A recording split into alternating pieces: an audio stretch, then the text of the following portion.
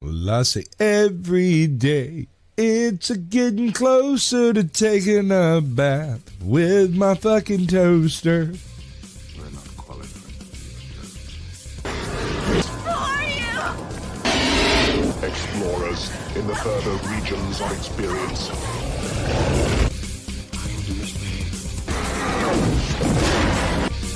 Did you not listen?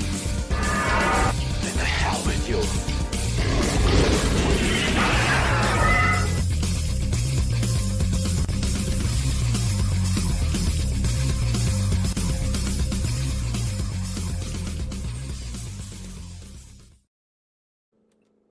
Greetings, salutations, and welcome into Screaming into the Void, episode number 192. My name is Samuel the Infamous, and joining me today we have Caucasian Sasquatch. Hello. Indeed, he's doing the thing. You know what's funny is your background image there of the pale Sasquatch smoking with the alien there. Did you ever watch those alien Sasquatch videos or those AI Sasquatch videos? Yeah. Did you ever see the ones where he actually found the alien? A few, yeah. Yeah. Yeah, it was good times, good times. We also have joining us Anna from Anna's Game Land. Hello all the way from the UK, where we are slowly melting the pavement. Yes, it is a heat wave here, and yeah. So what is the temperature in your heat wave? Oh, I'm not going to start the American say, oh my God, you guys don't understand. We in the South have it way worse than you. No, we don't have the same aircon. We don't have the same buildings built the same way, pavements, especially in a big city. So please give us Climates are totally different too, actually. Oh, we are an island. It's very humid. And yes, there's a lot of things going on where I am just slowly trying to get back to switching my fan on, but I can't because I'm on my mobile phone. I don't want to have that in the background, but thank you for having me, Sam. Hello, Shadu, hello, Squatch, and everybody in chat. Yep. Hi. And we also have with us Shadow of Hawk. Howdy, y'all. Maybe. Oh, there he is. Yep, how you doing? I was being polite and waiting for you to finish speaking. Wow, that hasn't ever happened. First time for everything. Good on you, kid. Growth. I was given safety rules, and I've been forced to show restraint to avoid having to repeat them over and over and over again. That's what we mean by growth. Yeah. Yep. He's adult in there. All right. Used is a better term. Then now we're back to square one. Yes.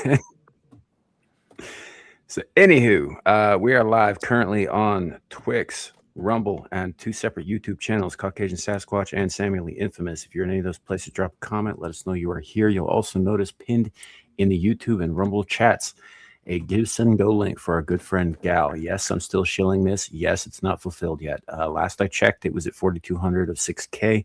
I think we could have gotten that done weeks ago. I still think that's possible. So if you can help, great. If not, please share it out to as many people as possible and in all the places. Do the things. And like I've said before, I'm going to keep shilling it until A, it's fulfilled, or B, GHAL herself tells me to knock it the fuck off, which may happen.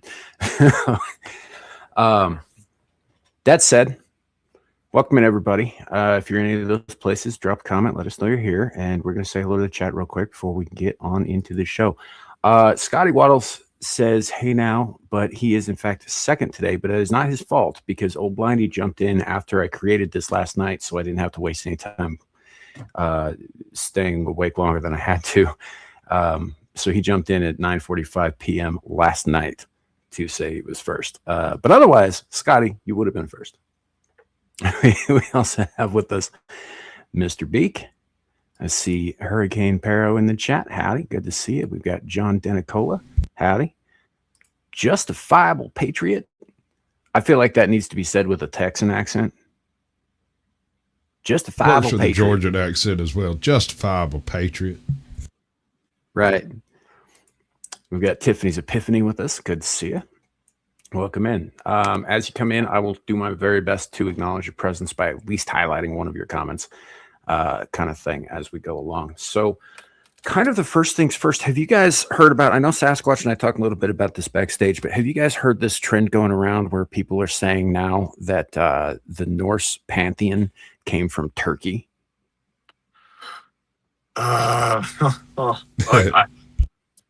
I've not, but I want to hear this logic. I want to hear this retorted logic.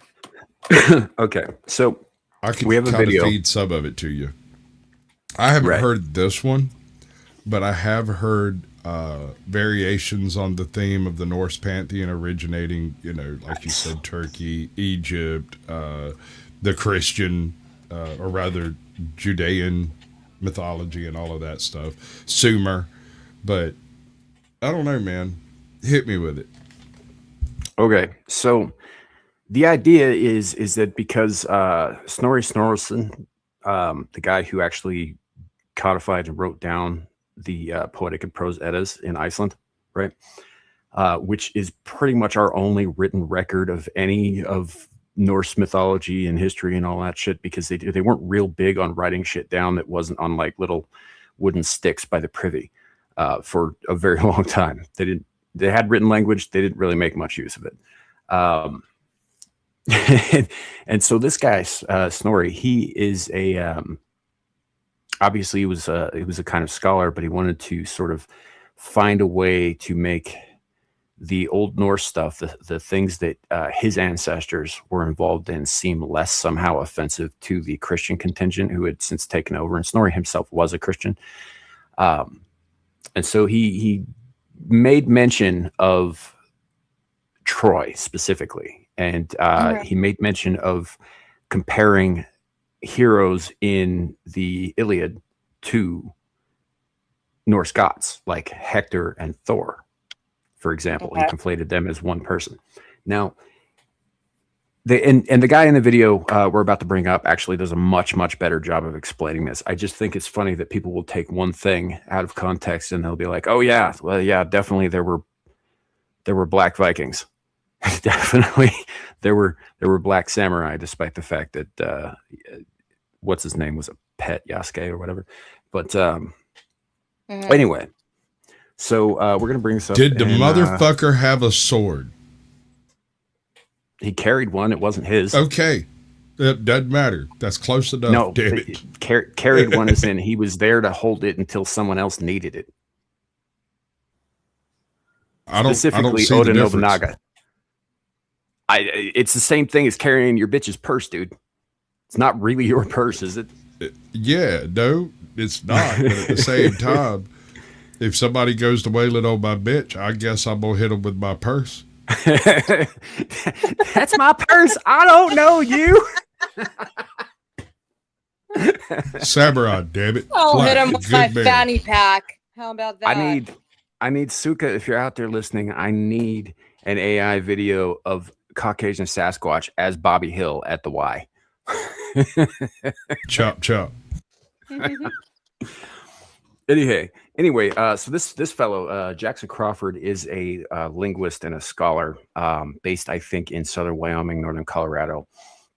He's also been involved in a number of like films and that sort of thing for like accuracy's sake when it comes to depiction of runes. I think the only one that I can think of off the top of my head is Frozen. He was involved in that project as far as like the actual like runes shown on screen goes. That was all him. And he actually has a pretty solid channel where he talks a lot about languages and origins of words and that sort of thing. And he's a pretty well researched guy. And anyway, he explains this whole situation better than I do. Is that the sign to start? Yes. Well, it's Dr. Yes, Jackson Crawford. And the TikTok factoid du jour is that the Norse gods and their myths come, quote unquote, from Turkey. And this could not be a bigger misunderstanding of our source material. We know our stories of the Norse gods from two main sources written down in Iceland in the 1200s. These are called the Poetic Edda and the Prose Edda. Yep. The Prose Edda is an account by one person, Snorri Sturluson, who is trying to explain the poems in the Poetic Edda, which originate from oral transmission from the pre-Christian period in the Viking Age, to a Christian audience in the 1200s. So he's already kind of modifying, kind of adjusting these stories for a new audience. And because he lives in a Christian society and is a devout Christian, he wants to justify his interest in these stories and the old gods by saying they're so that not right there, really gods. And this is important. This is like the most important part of this, is that what he's talking about here is there were already Christian sanitization of Old Norse stuff going on. Yeah, of course. Right. Like this was the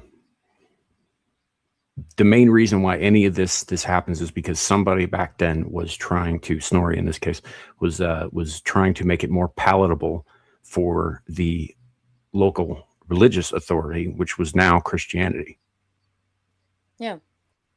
So I talked to an etymologist type guy, and he was also, he'd had like a minor in human history, specifically pre-Christian history in various You mean places. like anthropology?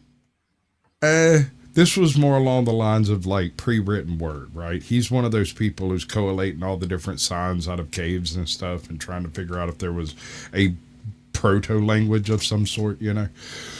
But what he was proposing was, so the entire earth, every human on it is derived from a group of humans who left in several waves from Africa. And the early prehistory of our species is tied directly to some of our more basest myths, right?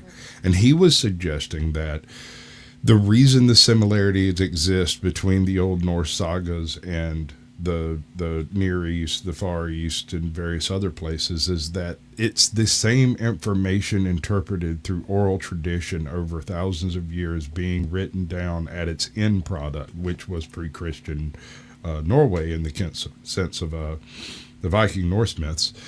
And rarely was it actually written down by anyone who wasn't Christian. So most, if not all, of the Christian overlay that you see in it is done by the monks who did the initial translating and writing down. But some of it is from the initial interpretations of the oral myths from before the time of writing in each case. And he's like, how do you sift that apart? How do you determine whether something's, you know, the flood myth is a flood myth from pre-Norse culture or post-Christian culture? I don't know. So, yeah, and that's the thing that you also have to keep in mind is like you got to look at what's missing too, right? Because obviously a religious authority isn't going to want reminders of, you know, previous religions to linger around. They might keep the stories, but they're certainly going to cut out any kind of religious practices or rituals or that sort of thing. Like all of that gets memory hold as hard as they possibly can because they don't want people falling back on that stuff. So, you know, if you don't remember how to worship these guys, then you can't really worship these guys, kind of thing. Which is one of the reasons that the modern movement of I forget what they call themselves, the Odinists. There's a I think it's a Treu, I think, or something like that. There is a group of neo-pagans who, you know, claim to worship the old gods. The problem is, and this guy's pointed it out in a number of his videos, it's not know what the fuck they're doing because none of the records of any of those rituals or practices survived deliberately because of the Christian occupation. Hell, Rome made a hell of a dent in most of your Celtic and animistic religions. Yeah, but what he's talking about is it comes from the Turkish culture, and if you think about it, I mean, I was thinking about think about the battles of Constantinople, and the way the Vikings were battling those guys, and in the end they had to literally capitulate. But what is the point of this video? That what we're changing the way that whatever spoken word became written word, and now we're changing everything. I think it's because of a specific comparison that Snorri himself did actually make in the Prose Edda, that they that they're now modern scholars are saying, oh well, because he said this thing, this must have originated in a place where nobody has ever said that any of this stuff is connected to, which he is getting to in the video. And also, Okay. Shadow, thank you, Asatru, not Atreyu. Not a Dear tree. God.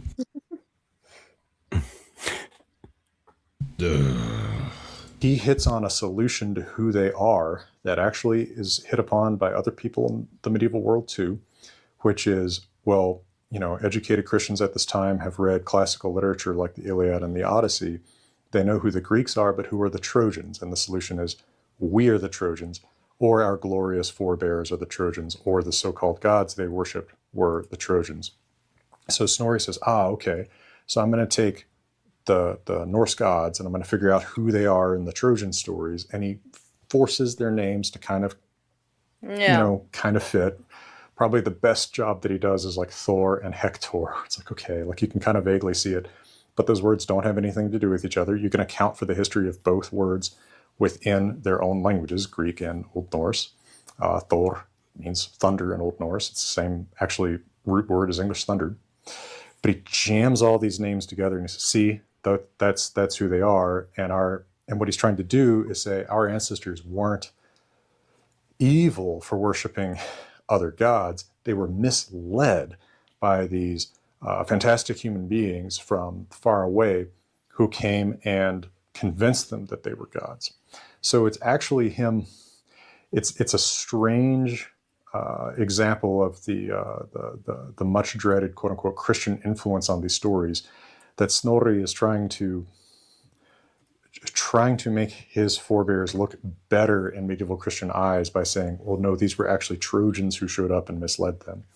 But none of the poems that survive from the actual pre-Christian period that we have, for example, in the Poetic Edda, ever mention Turkey or Troy or Hector or Odysseus or any of this stuff, right? No one in the pre-Christian period thought that the gods were from there.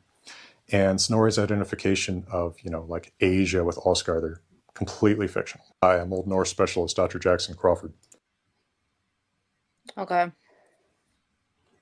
Indeed. And for those, I did just get a question about this. So for those of you who don't, aren't aware, if you pay attention to the descriptions of the journeys taken in the Iliad and whatnot, and the location of, Mycenae versus Troy and all that sort of thing, the city of Troy most likely was on the coast of what is modern Turkey today on the Aegean.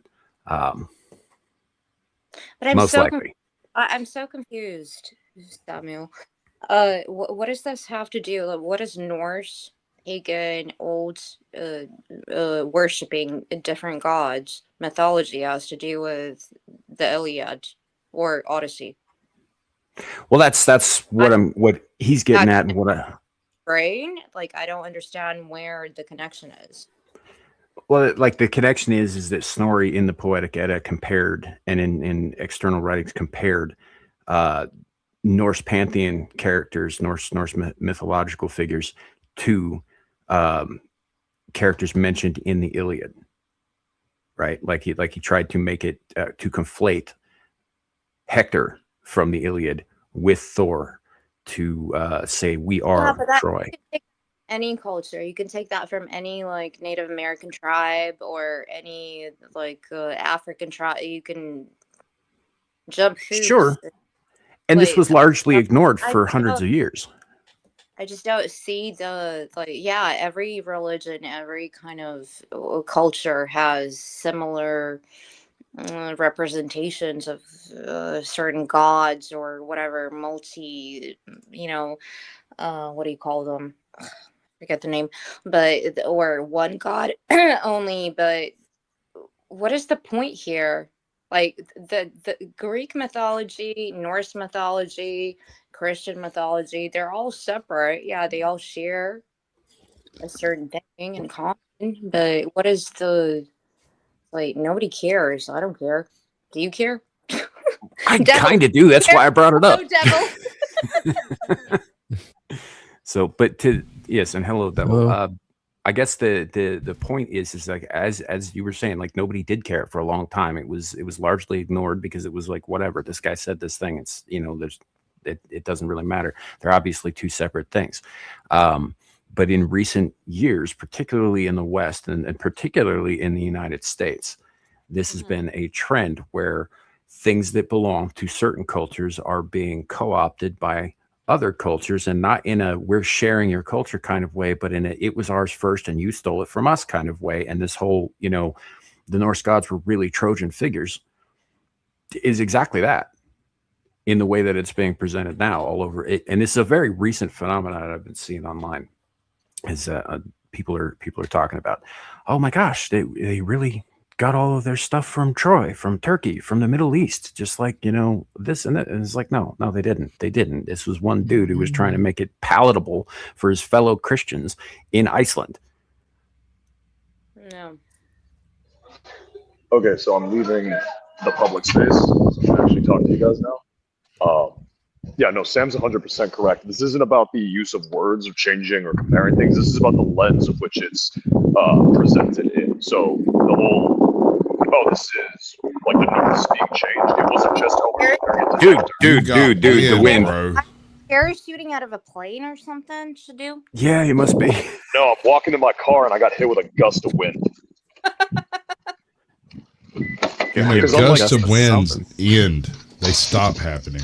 Yeah, because unlike you people, I go outside and touch grass. No, I disagree with you. I think it is about. Fuck you mean by you people? I think it is about the use of words.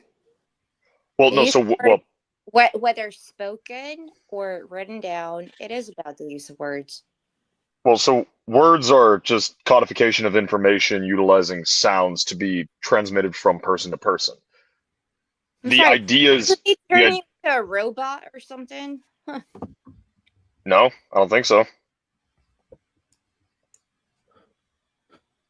He's getting. Wait, was that like was that a audio issue or was that like the word choice I used issue? Audio, I believe. This is going to be a great show, ladies and gentlemen. I'm so glad I've showed up here to do this. We're going to continue with this entire theme of bad microphones, terrible connection, and horrible crossover references. It's going to be amazing. Is that better? Thank you. Yes, it is better. Okay, fine. So what I was saying was it's not necessarily the word choice or the comparison of like Thor to Hector. It's the ideas that are attached to it. So if you're comparing Thor to Hector, Thor is a completely different entity from Hector. But when you're attempting to go, hey, they're the same thing, you're ascribing certain values that are not attached to the Norse virtues to a Norse character. And if that's the story that you're telling, eventually that character ceases to be of that identity. I'll stop you right there because you're talking about like you know about it. What are the Norse virtues? We don't know because they were basically wiped out or supplanted by Christian versions of that. That's what Sam's getting to is a lot of these stories because they were like stored or transcribed from the Christian lens means we no longer know the true versions of them. It's the same thing that happened to the Proto-Celts and the Celts. We think we kind of know what they valued, but all of it's from a lens of either their conquerors or people who observed them. So we don't actually know what their intent was, what their values were, what their morals were, because everything is presented from a lens of someone who was not them. Like if in 1,000 years someone tried to speak to the American morals and identity, if America gets wiped out by insert Centralian forces here, and then everything we know about America is from a Centralian lens, well, you actually will never know what American ideals were because it's supplanted. So there's a key difference here, kid. I'm right with you on this, but there is a key difference here, kid. And I do believe I mentioned it earlier. One of the biggest problems with this is that the Old Norse typically, unless it was limericks on fucking pieces of charred wood, didn't write shit down. Like even the Aztecs conquered by the Spanish, like brought down low, and their empire was ended and all that. We still know what they thought because they wrote shit down. That's what I'm saying. All of the information we have is from a Christian lens. Thus, all the information we have is inherently going to be shifted in a Christian way. It's one of the reasons I find all these freaking And when I say pagan LARPers, I'm not counting Sam. I mean the fucking like cringe white nationalists or the fucking yoga moms. Those kinds of pagan LARPers where Some of them are everything just they straight say, up Satanists, dude. But yeah, yeah, every single thing they say and do is is basically just Christianity with a mask attached, where they think, like they want the Christian outlook of the world, but they don't want Jesus attached to it. It's kind of the same thing where a lot of these stories we have about the Norse are basically a Christian interpretation of the Norse stories. They've been, even if it wasn't intentional, the Christian outlook and retelling of the story have warped them into something intrinsically Christian. It's why you can't like disconnect European civilization from Christianity, because it's been told for so long under that lens that it's like inseparable. But it wouldn't even matter if they wrote a bunch of shit down, because let's not forget, when Christians took over a place, they also tend to destroy the stuff that was before and rewrite it in their own word too. So even if they wrote it all down, doesn't mean we would have a large knowledge of it. It's still, we'd still be getting it through the lens of Christianity. I again, I would agree with you, but you know, we actually have the Aztec Codex, right? Which is the only reason we were able to transcribe any of the stuff that was on their temples and in other places. They just didn't do a good job that time. But yeah, I mean, yeah, you know, actually, like the Codex itself still exists, right? Right. It wasn't also destroyed. The really funny thing about that, Devil, is separate from the Codex, a lot of the stuff we do know about Aztec and other cultures from the area, separate from that Codex, was because a bunch of Christian monks looked at what the conquistadors were doing and went, "That's fucking evil. We need to protect these people," and then actually preserved aspects of the culture. Son. Yeah, absolutely not. Yeah. There was one specific priest. The rest were Jesuits, and they say everybody eats people. Everywhere they go, everywhere on earth, these damn pagans are eating people. To be fair, some of the Jesuits were eaten in certain places. Well, and I'm gonna push back on that, because there are records of the monarchy trying to displace and convert. Or not convert. They were trying to displace native populations in their territories in New Spain, in New Portugal, etc. And the monks who had been given that territory said, "Fuck you, these are our flock." Was their intention to convert them to Christianity at the end of the day? Absolutely. But they did take measures to codify and preserve that information as a way to ingratiate themselves to the locals. It was a negative. It wasn't a selfless act, but it did a good thing in preserving their culture. But people will consume what was written from a Christian lens because it was written in a Christian lens. And whether you're an atheist, a Christian, a faux pagan, a real pagan, if you live in the West, you are so immersed in a Christian outlook that you're going to consume it from that outlook. Sure. And look, I'm not saying that you know, like whoever does end up writing the things down is obviously, as you're saying, going to color it through their own lens. That's unavoidable. That's just the way of people, you know. But that said, in this particular case, like as Crawford was saying, right, we know what Snorri was doing, right? Now, we obviously can't go back and say, you know, like, oh, well, he was wrong about this, and this, because there's not like a lot of shit preceding what he wrote besides the Poetic Edda, which is frankly a fever dream of stories. It's a little hard to parse through. And aside from that, though, like I said, the Norse did not keep written records. So whoever did write this shit down first was going to be the authority on it. And like that, you know, Snorri took some fucking liberties, which are obviously liberties that he took, and it's fine that he did that. But now it's being used to kind of say, "Oh, look, white people didn't do anything of their own again." I want to point something out here. You're talking about a culture who went and found a lush, green, endless location and called it Iceland. And then they found a rock with some ice on it and called it Greenland, because it is the most ironic culture in the history of humanity that I've found yet.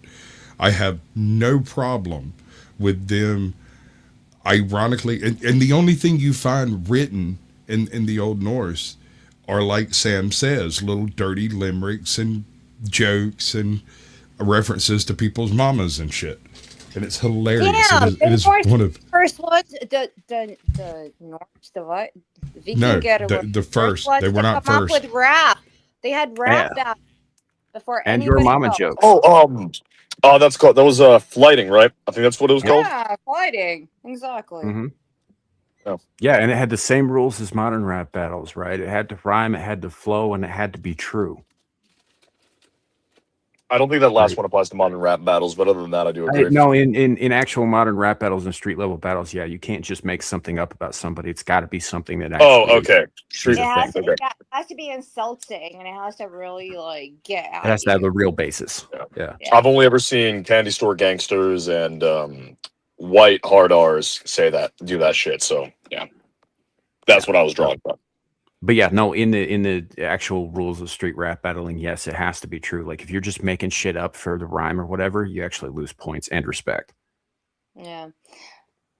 But going back to what you're all saying, it came from storytelling, from sitting by the fire and actually telling a story than somebody else. And this goes to either any kind of scriptures, religion, or anything else. And people were just telling stories, and then it was word of mouth and going to the other person, and then and then somebody started writing this stuff down, and I don't know what the issue here is. No, and then we got Twilight. With the Turks, So- with interactions. Yes, there was interactions with other cultures, but that is a completely different society, completely different culture, built on its own fjord, and with the way that they have their food. I don't want to get into food So- right now, but What Sam's complaint is the fact that sorry, Shadu, go ahead. what Sam's complaint, I'm sorry for cutting you off, but what Sam's complaint is you've got people coming into an area and they're attempting to subvert things that have meaning to people as a justification for their existence. They're going, hey, this thing that you care about that is attached to your existence, actually, it's our thing. Christians did the same shit when they were moving into Europe with the whole hey, that tree, that like, what are you doing with that tree? Oh, it's our winter festival. That tree's connected to our God, so you should let us be involved in your little celebration. And now we have Christmas. It's the same shit where you have you've got people from the Middle East coming in and going, hey, this like mythology that you guys say your forebears loved, that's actually us. There was a video of a woman, I can't remember if she was a convert or not, but it was in Britain, and she was trying to explain that the English breakfast is actually Muslim. Okay, I think you're. I mean, it is now. I think you're doing a Trojan horse right now. I'm not. It's more of a Constantinople horse in this case. No, I would. I'm not duplicitous. I'm not smart enough to be duplicitous. I just run at you straight in front of you. Sam's the one duplicitous enough to do a horse. I don't appreciate being compared to Mr. Hands. Thank you very much. Yes, someone picked up on the Human Claw Washington reference. I think we're going to stop inviting the kid. It's probably necessary. I was not invited. I slithered in. I freaking fire and closed with the enemy, and then I fucking cover and moved and got in here. Aren't we all a little tired of the babysitting? Nah, it's my shtick, Dove. I'm 23 now. Fuck you. Like you're still a baby. Have to keep you safe. Should do. If I'm old enough to have carried you in my balls at one point, you're still a kid. The good question here is the balance between like where do I stop caring and where do I actually care, because it does matter to me where certain cultures are being hijacked or history is being misrepresented, but does that impact me in any way? Yeah, it does. It does have like a moral impact on me, but does it impact my income, the way I live my life? No, not really. Well, that's what they want. Care. They want you to not care. They want you to just see it as an annoyance, but not something you should really worry and give any time to. That's exactly what they want. They want you to be what's the word for it? Boil the frog. Sure, exactly. Yeah, they want you to just ignore it.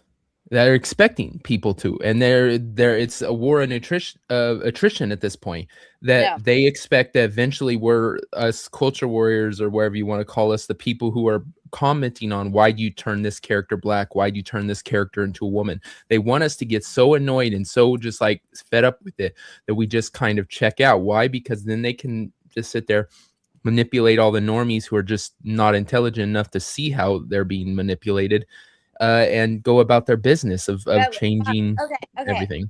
I have a question for you, Dev. Why is it your job to turn normies into enlightened people, or any of us? Why? Because you either kneel down and take it, or you fucking fight. And I'm not gonna let them take my culture and ruin my fucking stuff I love without a fight. I don't want to fight. I can speak my opinion. I don't want to fight anymore. I don't care. You go and live your life the way you want to live it. Nope. Be I'm gonna continue to fight for it. Sorry, Sam, on your stream. Be retarded. Be the non-enlightened person. Why is it my job, your job, any other person's job to enlighten people? It's not a job. It's not my job. It's something I do because I care about the stuff and I want to fight for it. If you don't fight for what you love, if you don't fight for what you care about, and you let somebody take it, I'm one of those people that everyone. It's like the Indians with their they took our land. No, it was conquered land. Yeah. You don't own nothing unless you're willing to fight for it. You don't get possessions 9/10 of gray. That's fine.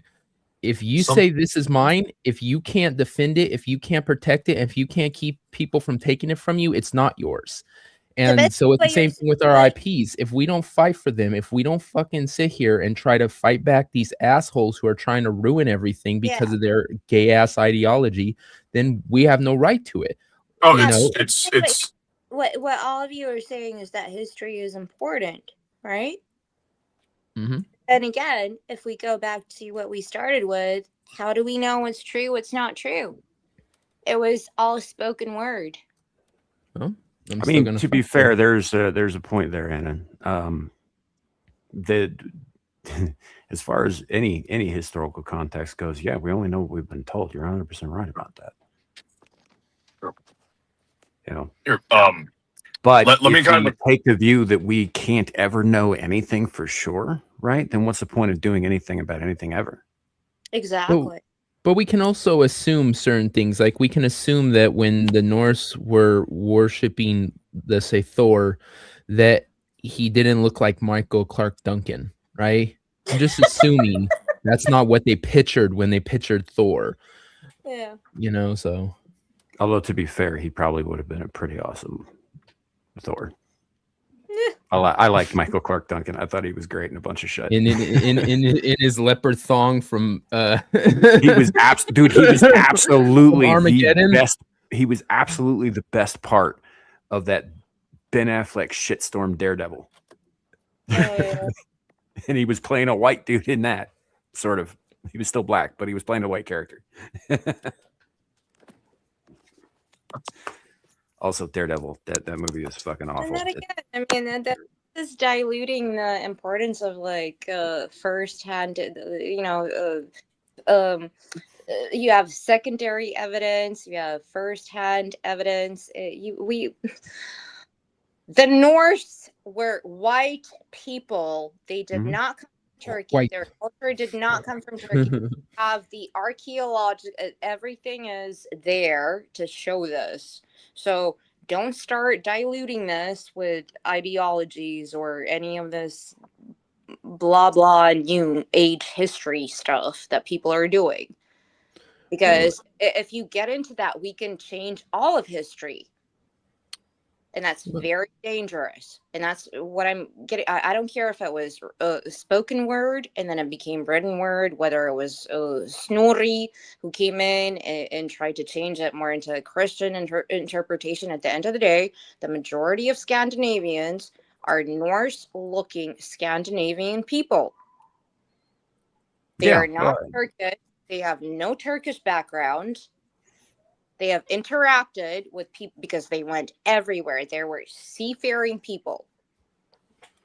And they explored, went on adventures, and did things. And yes, they interacted, had kids here and there, just like the Mongolians went out there. Genghis Khan went and basically populated the whole of today's Russia with his kids and everything. But it's history is history. Fact is fact. Don't change facts. Well, and to I don't know if this adds to that or not, but I do want to point out that as far as I know, the only early interaction that anybody from the Northlands ever had with anybody from the Middle East was what was the guy's name? It was like Ahmad ibn Fadlan or whatever, the guy who Al-Abbas, the traveler, Ibn Al-Abbas of the Lion. No, this is the guy who traveled around, and he was the scholar from Saudi or some shit. I know who you're talking about. He was the one who wrote those in his journal about when he encountered the Vikings, right, for the first time. Yeah, but I think specifically they were Rus Vikings that he encountered, and not Norse Vikings. Yeah. I don't remember his first name, but you're talking about the explorer Ibn al-Abbas. Like he went up north and he was just absolutely horrified by some of the practices of the quote unquote barbarians he encountered. Like he was horrified and he was fascinated. He wrote down a bunch of shit. Yeah. Some of it was very complimentary, man. He's also the guy whose journals is what Michael Crichton based Eaters of the Dead on. Yep. Yeah. Which became the 13th Warrior in movie speak. Yeah, I was gonna say. Antonio Banderas, a Spaniard, played him. Good movie, by the way, and book. But I do like that movie. Yeah, but I mean, they're semi-fictionalized accounts based on actual journals by, I think, the only Arab to ever travel that far north at that time, or at least the only Arab who kept records of that shit that survived. And also the fact is it's not just what they're doing; it's why they're doing it. Intent is a big thing for me, and it's the same thing as any of the movies where they change characters when they're doing it for an ideological reason. Oh, this isn't about movies. No, it's about the it's not about the Odyssey. We're not talking about them changing. No, we're talking about Norse. We're talking about the Norse pagans, about how people are trying to say actually the Norse culture is Turkish, and because the Turks are modern day like. But we're not talking about that modern day other. You have to accept them. No, we're not talking about I don't think we're talking about the Odyssey. Because I thought that's maybe what started the conversation was the whole Odyssey that Africans inspired. Connected to Homer's Odyssey, not so much the Nolan film. Like we weren't really talking about the film, that sort of thing. Essentially, what it is there's been an uptick in communities online of people saying that Norse gods are actually inspired by, Trojan. Characters and Greek heroes and that sort of thing, that all of their mythology was adapted from Turkish stories, which is objectively untrue because of something that the guy who translated the Poetic Edda into the Prose Edda said to make it fit in with his more contemporary Christian buddies, being a Christian himself when he was writing this shit down. Okay. So they're taking something that was done hundreds of years ago and they're applying it as fact to change I fucking hate saying it like this, but to change the narrative on white people once again. Yeah. In order to control the cultural consensus, in order to justify actions which lead to the conquest of the West. Did I mention this week that I hate everything? Welcome to the party. We've got a seat to your right, the ice maker's in the back. We've got cookies. Thank you. Thank you. See, this is why I stare down people who consume the red pill and the blue pill, and I just sit here holding my fucking lead pill, just like we're all gonna fucking die. Is that lead pill administered anally? No, usually orally, kind of like Van Gogh's last painting, 9mm specifically. Can you imagine that? He's all like, I'm gonna do it, guys. He's got the gun held to his ass. One more step, man. I'm pulling the trigger. To be fair, I should make this very clear. I am in no way encouraging making fun of the ridiculously high suicide rate of veterans in any way. As a matter of fact, I think, especially not anally, they have one in the United States. They have one of the single highest rates of suicide among any group, short of like maybe trannies and dentists. Yeah. Yeah, no, trannies are rates of trannies are only found in like schizophrenics and shit like that. Yeah. Wasn't there like a thing that showed that like slaves had less of a suicide rate than trannies? And dentists. Yeah, no. Slaves and people fucking keep sleeping on the apes. dentist suicide rate, but it is way too high. Yeah. Slaves I in wonder- fucking Haiti had a lower suicide rate than trannies. Fucking Jews in the Holocaust had a lower suicide rate than trannies. I wonder about the homosexual rate in vagina doctors. Non-existent. They don't. Like, They don't how bring many it to of you them are unless there's gay? something wrong with it. Yeah, that's exactly it. Like it's like you don't want to do what you love as a job if you love, don't go looking at girls when they're at their worst down there, right? So, like, I would be curious as to how many of them started out with high hopes, like many a young boy who dreams before they actually go down a particular career path, and had those dreams dashed and are now jaded and just disgusted by the opposite sex. that's all. I'm gonna be a It's like dental gynecologist. hygienists can't kiss people, you know, No. because they know what goes on in there.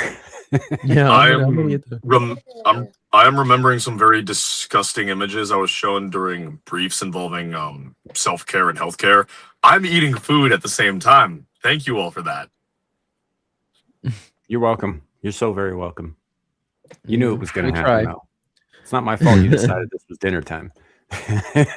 Yeah, Hardy I did not has have an good. excellent point. I did not make use of time-space logistics planning when it came to planning my day very well. But hey, this Peruvian chicken is pretty fucking gas. So you know. Which one, Sasquatch? Was it the one about cheese, or was it The one about in Canada that is government funded? Yeah. In Canada? Yes. In Canada, well, they just like offing their own people. Yeah, don't you like that? Go fight for us, and when you come back traumatized from fighting for us, we'll help you end it. You know, Oh, you guys talking take about you out of our you guys talking misery. about MAID? It as it applies to veterans specifically, yeah. Yeah. No, I remember a few years back I saw a story that made my blood boil, where a woman who got like they acknowledged, yeah, your fucking disability was service related, which is already really fucking hard to do no matter the country. She was having trouble going up and down the stairs in her home. And so she's like, hey, I can't do this because I got injured fighting your war. Can you guys help me? And they looked at all the options, and the doctor recommended one of those chairs that goes up and down the stairs for you. I don't remember what they're called, but you see it in the movie Up. And so they're given the bill, the government's given the bill, and they look at that and go, I think it would be cheaper if you just took MAID. And they denied her request and offered her MAID. I don't know if she killed herself or if she found an alternative, but like that, I read that, and that an alternative, not killing yourself.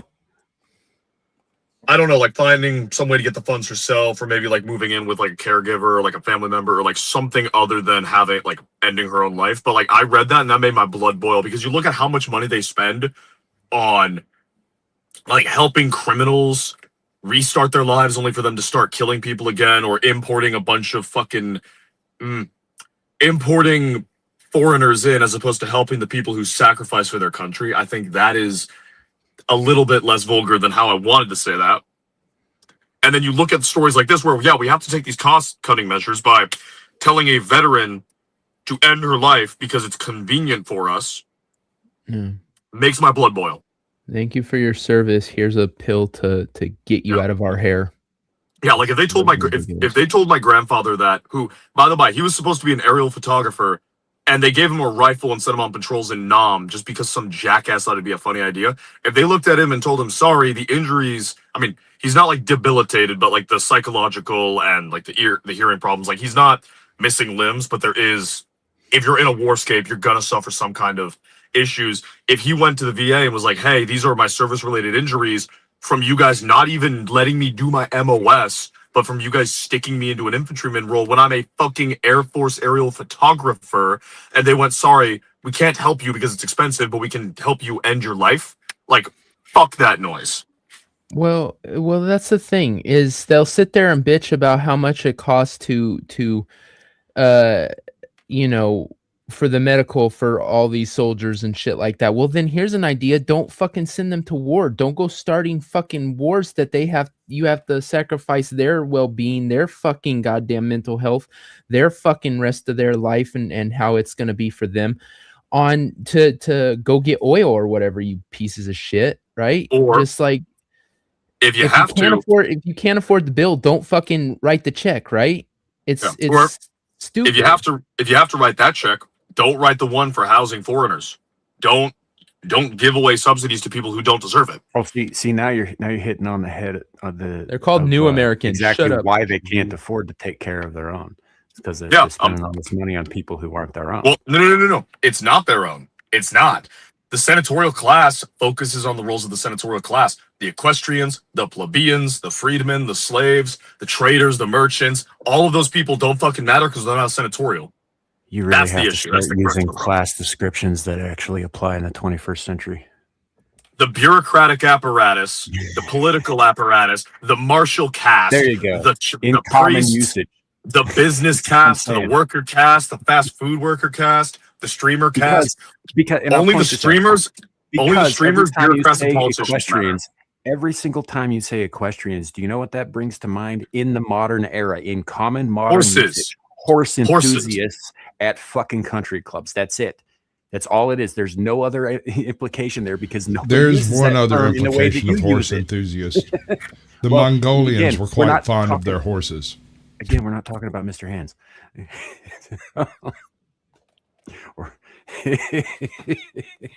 It's not my fault the average person is not as learned as they reasonably should be. Well, it is kind of your fault that you keep talking at him with terms that haven't been in popular and common usage in modern American English in about 500 fucking years. Yes. Apologies for having expecting a higher caliber level of intelligence from my fellow citizen. See, that is the most retarded thing you've ever said. Hey, unlike presidents who dumb down their speeches to appeal to a dumber population, I expect competency from my fellow Americans. Shadu. Sir, that has layers of stupidity. Okay. Is it wrong? Yes. You are incorrect in believing any level of education or intelligence from anyone in America. When you find it, you should rejoice, but you should not expect it. We are idiots. Nowadays, you go back and read some of the letters from conscripted, I'm not talking about conscripted soldiers 150 years ago. I'm talking about the people you're talking to right now. Yeah, and no, that's my point. You've got a populace who have been intentionally dumbed down over the course of 200 years. So now you have to talk to them like they're fucking first graders if they're adults, and that's insulting. You're a point. Hey, wait a second. What do you mean dumbed down over the course of 200 years? If you look at letters written by random line soldiers from like 1860s during the Civil War, they had a better vocabulary and a better understanding of the world around them than modern day Americans do. And you could also track that by political speeches and campaigns where presidents had to speak at like a college level back in the 40s, and now they speak at a fucking third grade level because the average American cannot comprehend higher concepts. Okay, so you're aware of the ridiculousness of your assumption to expect anything from these people, yet you can still state that they are complete morons. I'm baffled. No. See, where I'm baffled is the constant expectation of people to do better when you know, in fact, that they are not going to do better, and yet still throw shit at the wall, like equestrian, for example, despite the fact that that only has one meaning in common modern usage. Because if I stop thinking there's a potential of intelligence, then I'll start thinking I'm better than people, and I've been told that's a bad idea. You already think that. That's very obvious. No, I've been working on it. I've actually made a conscious effort to not have that be my first line thought because it makes me a bad person. I mean, I'll just leave that right where you left it. Yeah. So I'm not just, horse people. Yeah, I mean, yeah, but in this modern day and age, it's not a social class. It's a hobby. That's all I'm getting at. So when you say that as you meant it, which I understand because you and I have had this conversation both publicly and privately before. I understand what you mean by this. Most people aren't going to cotton onto it because whether or not you think we should be more educated and educated well enough to use outdated, archaic terms that no longer mean what they did, you can't expect that. You got to use the modern vernacular to again, I'm going to caveat that to a point, right? With none of this 6-7 bullshit. But so yeah, you got to be able to speak to your audience, man. That Can I say Rizzler? How presidents see that's like retarded do speak that I don't jive with because I'm old. For instance. But that doesn't mean that there aren't people who won't understand exactly what you're saying with that. I'm not one of them. Just get on the train, Sam. Come on, Devil. We're all getting on the train. Come on. I'm only getting on this train if it's going to Buchenwald. I'm looking at the comment. I'm looking at the comments, and I love all the people that I pissed off. I apologize for nothing. It's a shorter list of the people you haven't pissed off. Yes. Well, Justified Patriot. He says, I don't know his name, but that one guy needs to check his ego. This is me checking my ego. This is me checking my motherfucking ego. Here's the thing. On this panel, I'm not 100% sure who Patriot's talking about. Yeah, see right there. I need to check my ego. I'm assuming it's me. That's the problem. That's all ego, bro. Yeah. Yeah. Listen, in my brain, there's two voices. There's you're a fucking god, act like it, and there's you're a piece of trash, act like it. One of those voices is louder right now. I'll let you guess.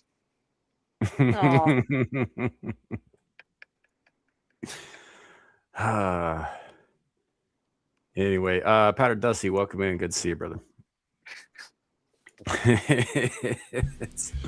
Wow. Shall we move on? We could try, but I mean, Shadow's just going to bring it back to another dark chapter of human history. So let's do it. All right. So next up, again, I don't think we need to read the entire thing here, but there is a novel. I'll go for that first part. That first part I'll do. So this is from Skywatch Signal. Go ahead. Yeah, this goes on and on and on for a while. Basically, Skywatch Signal is an account that focuses on UFOs and ETs and that sort of thing. And they're very, very upset that the White House and DHS pulled a bait and switch with aliens.gov. Mm-hmm. Skywatch Signal at UAP Watchers, aliens.gov was not UFO disclosure. How the White House used UFO hype to push immigration messaging. The White House launched aliens.gov, but the site is not about extraterrestrials, UAP, UFO files, crash retrievals, or non-human intelligence. The domain redirects... Damn it, man. Fucking so loud. Redirects to the White House page called Aliens, styled like a declassified UFO project. The page uses phrases such as "they walk among us," "top secret," "alien arrest map," "classified addendum," and "Trump administration declassification," then reveals the twist that they weren't little green men but millions of illegal immigrants who, according to the site, invaded our country under the cover of darkness. The page ends with "secure the border and deport them all." So, I see nothing wrong with this. Dude, if this, I kind of get where he's talking about how maybe the White House shouldn't be fucking trolling people, but I kind of understand that there should be, I think, probably more decorum than there is with this sort of thing. But if it had been anybody else, that's an epic fucking troll. Yes. The only thing that would have been better is if it was released on April 1st. Right. But I mean, we all knew we were just going to get a bunch of bullshit with them from the aliens. I was hoping that there would be more to that, but as far as we can tell, most of it's nonsense when they released quote unquote the UFO files, which Whatever. But it is funny that they registered alien.gov and aliens.gov and then assigned them to pages involving ICE and DHS. You didn't really think they were gonna like roll out the Asgards, do you? Like they were gonna walk out with the little the Greys and freaking. No. I just I was hoping that there was something more to it because there's always been that suspicion, right? The whole Roswell 47 thing. But really, Sam, you really thought that they were gonna do that? I didn't say thought. I said hoped. I was expecting more along the lines of the Fallout disclosure, where they find it frozen in a refrigerator. Their response is, "Finally, cold beer," and just throws the body out of it, closes it, drags off the machine. Now, Sam, you know better than to hope. I know, right? I was going to go there. Fucking teeth for it, but I keep doing it anyway. It's what they say: hope springs eternal, as it were. Yeah, we come in peace, pew pew. True, and like I said, I mean, I'm obviously of the later on in the volume of this text wall. He goes on to stop referring to them by the way that they're being referred to here, which is aliens, which, by the way, is the legally definite term for anybody who is not a citizen, right? Mm-hmm. There are legal aliens, there are illegal aliens, but if you are not a citizen, you are an alien. It's that simple. And I do believe we're not the only country that uses that term, in that particular regard.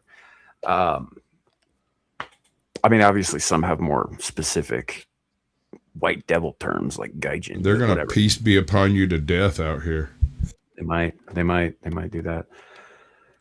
It's just, I think that this guy's not only upset that they I guess the gist of it is that he's like, look, if they were gonna do this, they should have given us a heads up or let us know, because this damages the UAP community and damages our credibility. I was like, you guys haven't furnished any fucking proof either, though. It's like you keep it's fine. Like this is one of the reasons that hopeful is not the same as believer, right? Is because I haven't seen fucking proof one way or the other from anybody. You've never seen a UAP. I've seen some weird shit that I can't fucking classify, but I don't know what it was, and I can't definitely say for sure it was one thing and not another. Huh. And I obviously don't have any video footage of it, or I'd put it up on the screen. Yeah. Listen, whatever these freaking extraterrestrials are planning, I need them to get it done with, okay? Either I want to fight them or I want to fight for them. Stop playing with me. Stop edging me. Just let me get into it, okay? I want to fight on Mars. Let's do this. We've sounds talked like you want to fuck him. He wants to fuck him or kill him. Possibly both, hopefully in that order. Yes. That to quote Alex Jones, I'm a human supremacist. When faced with an alien, you fight him or fuck him. There is no in between. What if they fuck you? He's all, let's get the sex over with. I want to kill you. It's still accomplished. Listen, okay, if they look like Liara Tassoni from Mass Effect, I'm down. If they look like Jar Jar Binks, I'm committing a genocide. There is no in between. What if they're like the Thermians from Galaxy Quest and they only sort of look like that because they've got, images? You mean the Asari from Mass Effect, of which Liara Tassoni is a member of that race? Yes, no, I mean specifically the Thermians, the tentacled puppet-looking dudes. Yeah, that's what Asari don't you are. Love how Sam goes right to the ones with tentacles? Like, yeah, Sam, why would they not have tentacles? Sam, I hate to tell you this. If you've ever played Mass Effect, that's what the Asari are. They're a massive tentacles. Yes, they just masquerade. I've played all of them, even the bad one. A matriarchal society where they literally want to be all women in charge. How do you like that, Shadu? It's because they're physiologically incapable of producing males, and the whole female appearance is more of a. And the female appearance is actually a fucking lie that they use to lure in others from other species. It's not a female dominance, it's an Asari dominance. Their goal is to breed the rest of the galaxy into being themselves. Death by snoo. Like, unironically, Sam probably loves them out of a lot of aliens because they're a Cthulhu-level monster that's dressed up with tits. Hey. I'm just saying. Liara, best girl. I mean, second best girl. Miranda's right there. Miranda's a fucking product from a test tube. Fuck that. I will. Very Actually, sexy. no. Liara's third best girl. It's Miranda, Ashley, then Liara. Fine, we'll just have to have sex with them all. Damn. No, not you. Well, I will. we're either gonna have sex with them or cook them. Yeah, no, Devil, you get Rex. Ardent Party is on it. There will be some Appalachian grandma out there that figures out these make an excellent shrimp bisque. Well, I'm not an Appalachian grandma. When I kill it, she can have it. Until then, I fight it or I fuck it. Oh yeah. He did say we're that. sending Yet again, him I over to the forced Middle to East. point out there's a third option. I guarantee you some Appalachian grandma will figure out whether or not aliens are goodness too. That's true. That's true. And they probably taste like calamari. That's also true. But also, I think Old Blindy has a point. He says the future is crab, sir. Tentacles are an evolutionary dead end. Now, yes, carcinization is a very real thing. It's actually octopus. If we went extinct, a lot of scientists said that if we went extinct as human beings, then octopus would actually go. Octopi, sorry, plural. I think would take octopi and octopuses are both acceptable plural. But Octopussy is a Bond movie. I appeal to both British and American. They would take over. Yeah, but given what we suspect about their intelligence, there's actually no reason why they haven't taken over already. Oh, octopi? Yeah. So I don't know that they necessarily actually would take over after we were gone. They probably would continue doing what they're doing now. Yeah. No, that's actually Imagine the songs they will sing, the non-written stories they will tell. Yeah. Let's see how that works in a couple of million years. Yeah. But going back to your point, Sam, about what you were bringing up. Okay, so aliens, okay, yeah, and all this stuff about, this culture is that culture, and we need to protect our own, and at the end of the day, who cares? I don't. Well, again, it's not really about aliens. It's about alien and UFO and UAP enthusiasts being upset that the White House trolled them, and they think that it harmed the UAP enthusiast community. I think that there probably aren't enough of them to be harmed by reputation at this point. But all right. It's not like in the States anyway, they don't have like a sterling reputation of, they tend to be mocked a lot here, generally speaking, as kooks. I'm not saying there's nothing to what they think. I'm just saying that, your credibility wasn't exactly high on the social register as it was, man. I don't think this hurt you guys that much. So when they had that congressional hearing with Dave Grush and a whole bunch of people from the military, that was incredible enough for everyone? I don't know. I don't know that it was. It's hard to tell because here's the thing, Anna. You might not be aware of this, but our government lies to us constantly about everything. Oh wow, that's a new Yeah. No, it's Anna, patently American.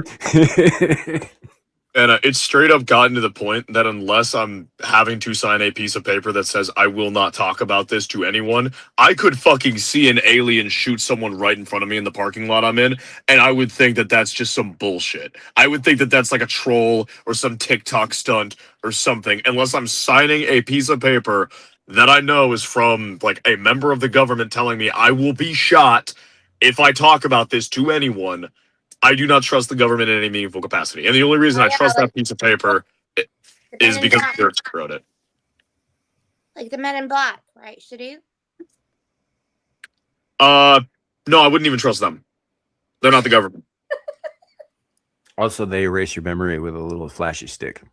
Yeah. I have to have a memory to erase, Sam. I'm not a normal person. I'm just a fucking crazy mass occupying a bag of meat. You are indeed a meatbag, as my very favorite Star Wars droid of all time, HK-47, would say. in an aside. Indubitably. Yeah. Aside. Meat bag. Sorry, my I the have an Renaissance Nerd was interesting playing KOTOR 2 again the HK47 other day. reference. Oh yeah. Just yesterday, and I don't know why this happened, but just yesterday, my wife was playing her game and she mentioned a Star Wars robot and said it was the coolest robot ever. And I was like, well, now that's a close draw between HK47 and I9Y5. It's a toss-up. I9Y5 had the jokes. HK47 was just an absolute fucking unit. Yeah. And kind of a dick. Well, yeah, I mean, he had that total lack of compassion thing that most people pretend to have, but he was real. Yeah. Like my very favorite interactions with him were the ones where he was sort of unlocking, like, you know, his dialogue and his backstory and shit like that. And the further in you get to that, like, he starts slipping. Instead of calling you master, he just calls you meatbag. He's like, oh, what? No, I said master. Did you not hear me? I clearly said master, meatbag. Yes. It was a great fucking character, man. It really needs to Meanwhile, I9Y5 would transfer his brain case over into different models of robots in order to pretend to be other things, and one of which was an HK unit, and he sort of started dressing up like HK47, and then there was a rumor that HK47 might still be around, and he nixed that shit in the bud immediately. Right. Right. Yeah. It's good stuff. I miss KOTOR, man. I miss that fucking those games. Those are great games. I got in this whole nostalgia kick because the Renaissance Nerd started playing it live on his channel the other day, and I'm sitting here thinking I have a copy of it, but I don't have a rig that can play it, so it's fine. I guess. So, all right. Sorry, I had to go off. You came camera. back looking like you just put some booger sugar up in the old nasal passages. No, I got a leg cramp. I got a tattoo on my calf the other day, and the only way he could do it using his table was like having my leg in like a specific position, and it fucked my whole leg up. And now it's just been cramping constantly. What? No, yeah. He's all, put him in the stirrups, and he starts moving up to me. Now. No, I had to lay on my stomach and like twist my leg to the side for 5 hours, and it just fucked my shit up. Now I'm leg cramped. Like, it's like the 20th leg cramp that I've had in the past 2 days. My boogers like sugars. My boogers did, but I had to stop years ago. So It's not the effect. I just like the way it smells.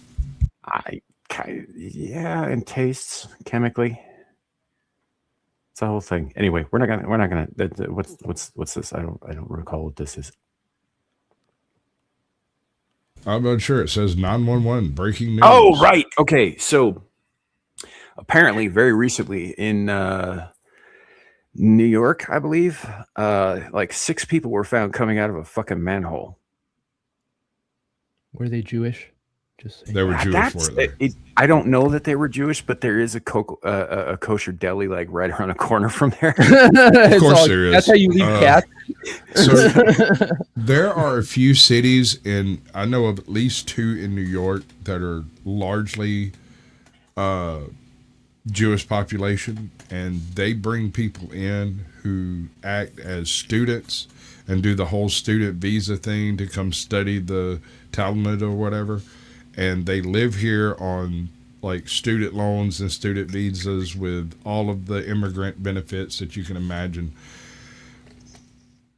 And their entire, these little small towns up there, their entire economic plan is based around housing these people and basically just absorbing the money that's coming from the government through these people. I am trying so hard not to use the word Stop I want to so badly. You know, if you talk about it like that, though, you're just kind of inviting disaster. It rhymes with neuropsych.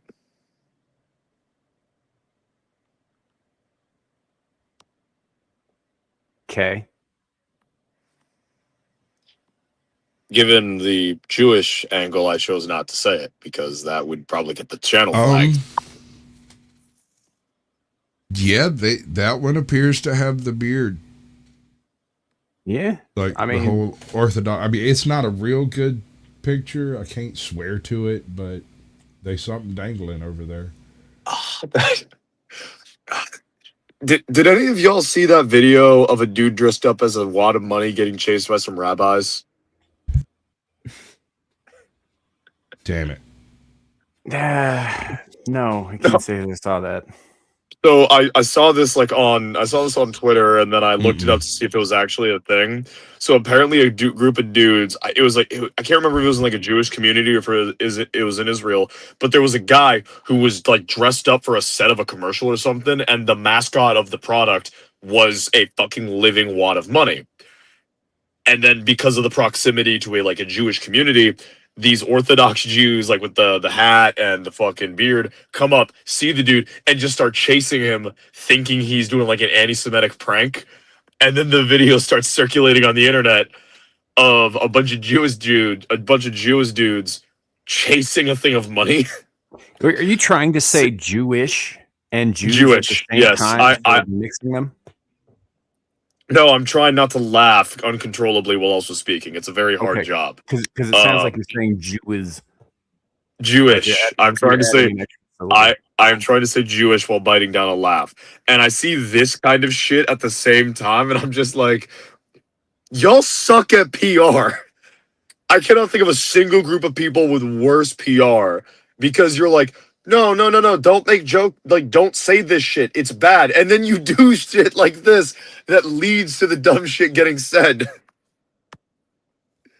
It's fucking hilarious. The part that gets me, I mean, I kind of understand because if they were just in a manhole, that's probably like a sewage manhole. So they come out and they just start stripping all their clothes off. I get it. It stinks. Why were you down there in the first place? I saw somebody in some comment or other trying to defend this as DAP workers. I was like, okay, so how come the manhole cover is not blocked off? How come they don't have lights and fucking barricades up? How come they don't have somebody topside making sure people don't get run the fuck over? None of the safety protocols are in place for that, so it's clearly not DAP. True.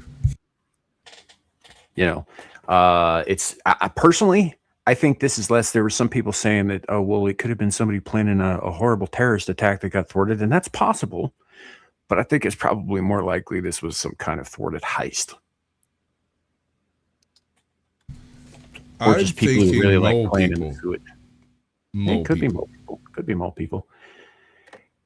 And that's the other thing. Like you gotta take into account. Like, so if these guys are Jewish, then are they like what kind of Jewish? Because there's more than one kind of group, and they don't all get along, and they don't all follow the same practices.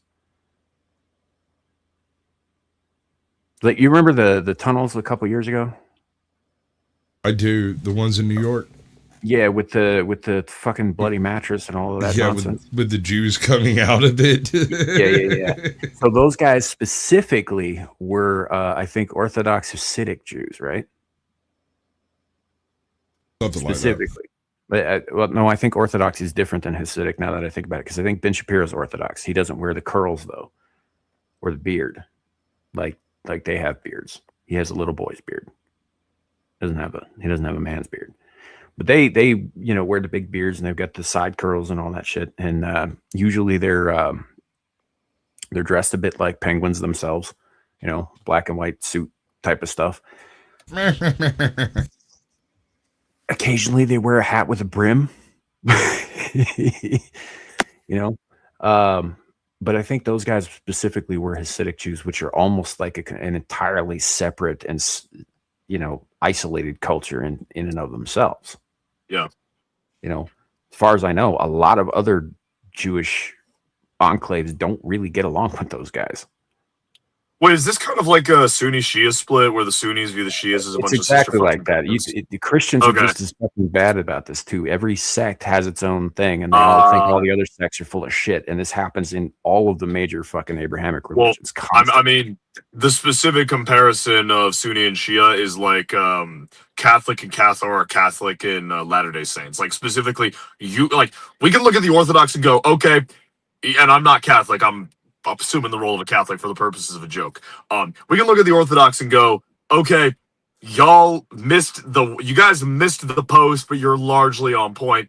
Those guys over there in Utah don't know what they're talking about. Same thing with is that kind of like what's going on with this, where you've got essentially, like where Baptists think Lutherans are full of shit, Lutherans think Methodists are full of shit, Methodists definitely are right about Episcopalians. I prefer the Lutheran method of funeralism.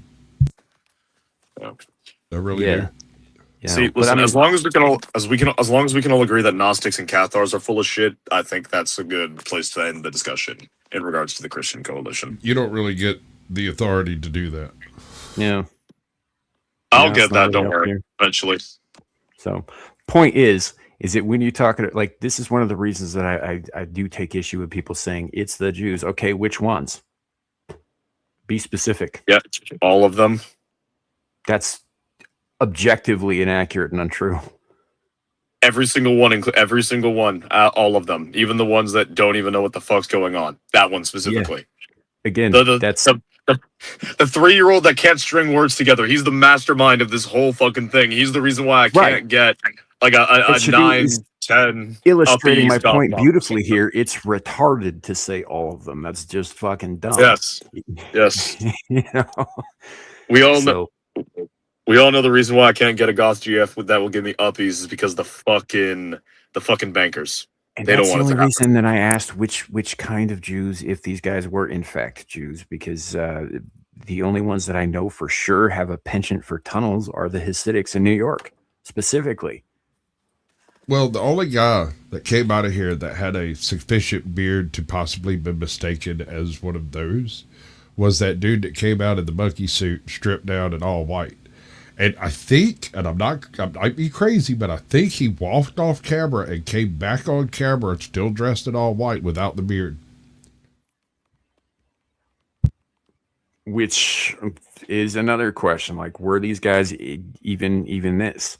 You know, maybe they were just dressed up to look like a certain group because they knew they would be caught on camera coming out of the fucking the manhole cover looking a certain way. How many cameras does New York City is New York City covered by? Something like 800,000 allegedly. You know, like, they're not quite as bad as London is. London, I think, has the most CCTV cameras of any place on earth, but they're up there. You know, there's no way they wouldn't get seen, and there's no way that they wouldn't know that they wouldn't get seen. You know, unless they were not from there, I guess, then they might have not known that. But there are cameras in everything. There are cameras in fucking ATMs. They capture a lot of stuff. Devil's advocate, most criminals aren't exactly very intelligent. Right. How do you know these guys were criminals? I mean, they might have been committing a crime, but that might not have been. No. Specifically, your point about, like, there's cameras everywhere. Why would you do that? Like, some people just aren't very smart. Yeah. So I don't know. I do think that. Well, I don't know what to think about it. I just thought it was an oddity that came across my my feed. It's like a bunch of people came out of a sewer. They didn't actually look like what chuds really are, as opposed to the political terminology. I was referring instead to the 80s The movies. time has come. The time has come. The time has come for what? What are we talking about? All of a sudden, I gotta go get my wife's cake. I'll be back. Oh, right. Okay. So I will continue talking about cannibalistic humanoid underground dwellers in the meantime. Which, by the way, if you guys haven't seen those movies, you definitely should. I think Daniel Stern is in one of them.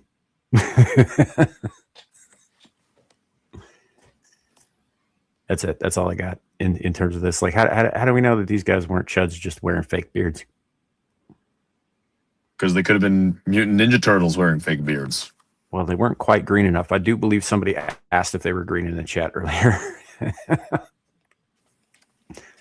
So I remember 6 of them. Colorblind.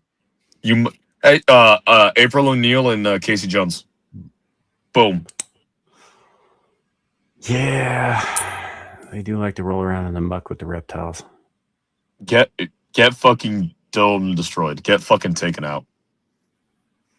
You know, I'm gonna send you a link to something later, Shadu, because I think you need to see it. You're not gonna like it, and you're gonna hate me for it. But I think you No, need to see it. no. Don't fucking send me meat spin again, for the love of God. We can't bring it up here on the channel because it is technically porn. I was joking about meat spin, you son of a bitch. I'm not talking about meat spin. I was talking about the Ninja Turtle porn parody. You know, the one where I April beg gets your blow banged finest by all four of them. pardon. I beg your fun. I'm not the one on this panel who knows porn. Thank you very much. I feel like you're wasting that on me. No. It's just so that you'll see it, so that I will know that you've seen it. That's Again, all. there's This is someone for more my own deserving of that on edification panel. and amusement. It has nothing to do with anything else. I just think it'd be funny if you had to watch April getting blow banged by all four turtles. Wait, but how are you gonna force me to view it? You won't be able to force me to view it. I'll know it exists, but I will know it send exists to your because you told me. immediate superior. That's how. Yeah, you don't even know if it's a he or a she. You don't even know their name. You don't even know their fucking address, their You email. act like Nothing. I can't find this information out. Would that matter to you if it was a he or a she? No, I'm saying that Sam. Like I was using that more so for the fact that Sam knows nothing at all about my superior officer. Yeah. Allegedly.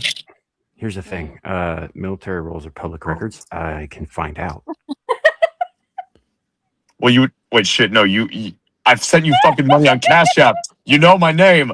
Fuck. I've known your name for years, kid. You sent me an email with the wrong address years ago. I thought it was Samuel Jr. Yeah, I just have That's been not even kind his enough name, not to Devil. say your That's name. not even his I fucking know, but I name. The can't say joke his doesn't real work. name. I can't say his real name, Yeah. dumbass. Yes, I do know your real name. I just don't say it in public because you asked me not to. So Yeah, you are better about that than some people I know. well, I have to be. I mean, I'm anonymous too. Yeah. Well, in this person's case, they're not usually on the fucking internet as much as I am. So, or like boy, usually they're in private voice calls where when it slips up, it's a funny joke, not fucking live streaming that shit. So, Yeah. Shadu's real name is Karen. nope, There are days. not even fucking close. What's the male version of the Karen trope? What was Ken. that one? I No, it's can't not remember Ken. what Ken. they call Ken. It was Karen and associated Ken. with It I'm was Karen and Ken. Ken. It was I Karen just and know- Ken. I just know the Karen came from Dane Cook. It was a skit of his that started the Karen. Yeah. And then the internet colloquial term for like a male Karen or like a guy, the husband of a Karen is Ken. I thought it was Steve. Karen and Ken. Nope, it's Karen and Ken. I know I that think because Cutie Bug's saying Kevin. a few years ago when you had that like image of the guy and his wife trying to like defend their neighborhood, and it was like a fat suburban dude and a Karen as his wife, everyone was calling that pair Ken and Karen. Everyone was calling that pair Ken and Karen. This is good. Yeah, I don't know, because I think the Ken thing went out with the Barbie movie and the popularity of the Ken in that movie, so they didn't so much use that anymore. If that was in fact what it was originally, I don't know. No, that's why I was asking, because I don't know, replacement. because I've never actually used that. And I'm telling you the answer. It's Ken. There hasn't been a change. You can use the same word for two different things. I'm aware of this. I'm just saying that I don't hear people saying that. They usually just say Karen, even when they're applying it to a dude. Yeah, because you're around a bunch more mature individuals as opposed to me, who's surrounded by children. Dude, we call bitches who whine Karens. We're not that mature. So it's I don't know where you're getting this maturity thing from. Older is not the same as mature. Which explains why Anna's the most mature person here, despite I'm pretty sure being the second youngest. Am I right? The second youngest. Because I'm the youngest. Aren't you younger than Devil? Yeah, I think you're a year or two younger than me, right? Yeah, and Devil's younger than I am, and I'm younger than Sasquatch. So a lot. Despite being the second youngest, you're the most mature person here, which kind of reinforces Sam's point about age not being. To do. But I did not get any of that. It was roboting. I'm terrified for my life, though. He said, "How is your skincare routine?" Really fucking shit, given that I'm peeling all over because I don't apply enough sunscreen.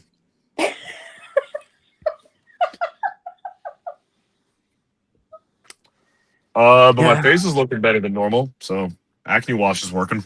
Well, you know, if that's what we're calling it, we're calling it acne wash. Okay. Yeah. You know, I would be honest about it myself if I were in your position. It's like the guys like to play shoot the biscuit, and Shadu is the biscuit. Yeah, he gets the vitamin D on his skin. It's how they build morale. That was a bad joke. I'm sorry, kid. That was. It was an incredibly. It was an incredibly bad joke, especially since I'm no longer the fucking platoon failure, which is tight. You are being very cocky. Yeah. Like, It's because he's not getting enough cocky. Like I said earlier in the stream, I have two voices in my head. For the longest time, the I'm God has been overpowered by the I'm trash, and recent events have made the former voice louder than the latter voice. There's a reason why I self-identify as a narcissist. I think Tootie Bug here just made an argument for why sunscreen is gay. No, I can confirm sunscreen works because when I don't use it, I turn into Didn't say it doesn't work. It said it was gay. Oh. No, it's not gay. How do I know? Because I went to the fucking ER over not applying it. Somehow you think the doctors wouldn't tell you something that would make you gay? In this country? No. Are you kidding me? As in, my back was covered in fucking blisters and I had to get an IV fluid as well as them punctured and drained because the UV levels were so bad it fucked me up. I was lifeguard training. I was out in the sun for like 6 hours straight. I forgot to apply sunscreen on a really high UV day. It cooked my fucking back. I mean, that doesn't make it not gay. Was it lifeguard training, or were you just trying to force yourself upon people in the pool? No, I was the one getting forced upon because apparently I play a unconscious person better than most people do. So if anything, I was the one being forced upon, which was not fun, especially when they would drown me accidentally. Accidentally? Yeah. No, some of it was absolutely intentional, but I'm talking about the people who hadn't had enough time to learn anything about me to want to kill me. But there were plenty of people, like, when I felt the fucking squeeze on my jugular when we were, like, 12 feet under. Yeah, no, like, that was absolutely them trying to get rid of me as much as they deny that.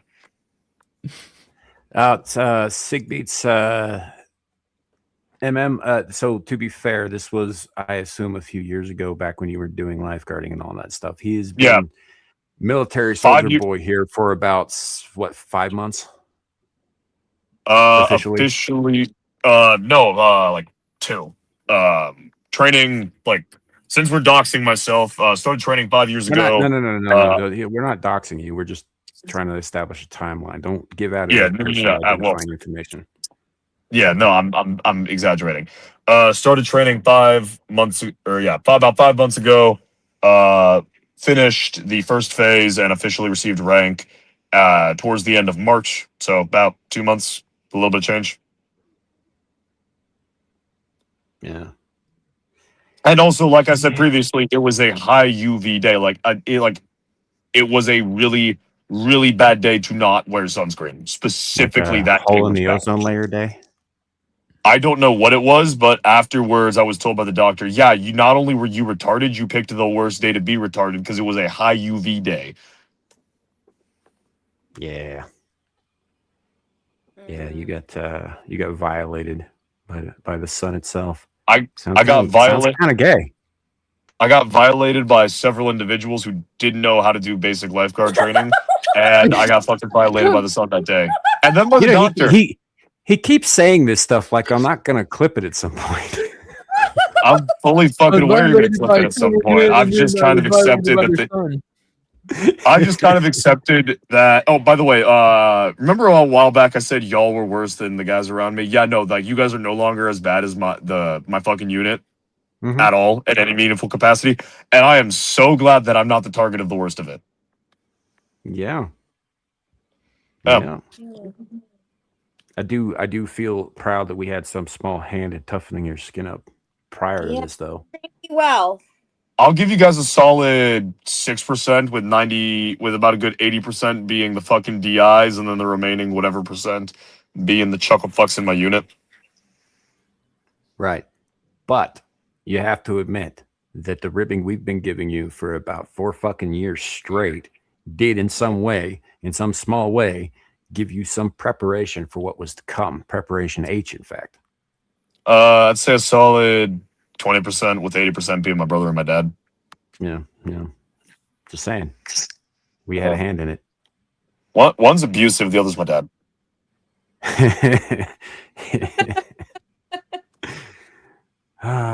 Yeah. Just Vital Patriot says, I'm at least the age of Sasquatch and I've never done a skincare routine in my life. Shockingly, I still have skin that works. I mean, yeah, same here. The only thing I've ever done is fucking wash it with soap. Real men don't put shit on their skin. You know, I have had pretty severe burns though too. From when I was like 12, I think I spent something like 16 hours in the sun at Waterworld, and I applied sunscreen I think once, and then I got in the water, and as you all know, it washes that shit off, so it doesn't fucking work. And next thing I know, I've got like 3rd-degree burns over 80% of my body, and I had to sleep standing up for 3 weeks. I was like 11 or 12 years old at the time. Anyway, ever since then, I don't tan, I just burn. yeah. So I stay the fuck out of the sun.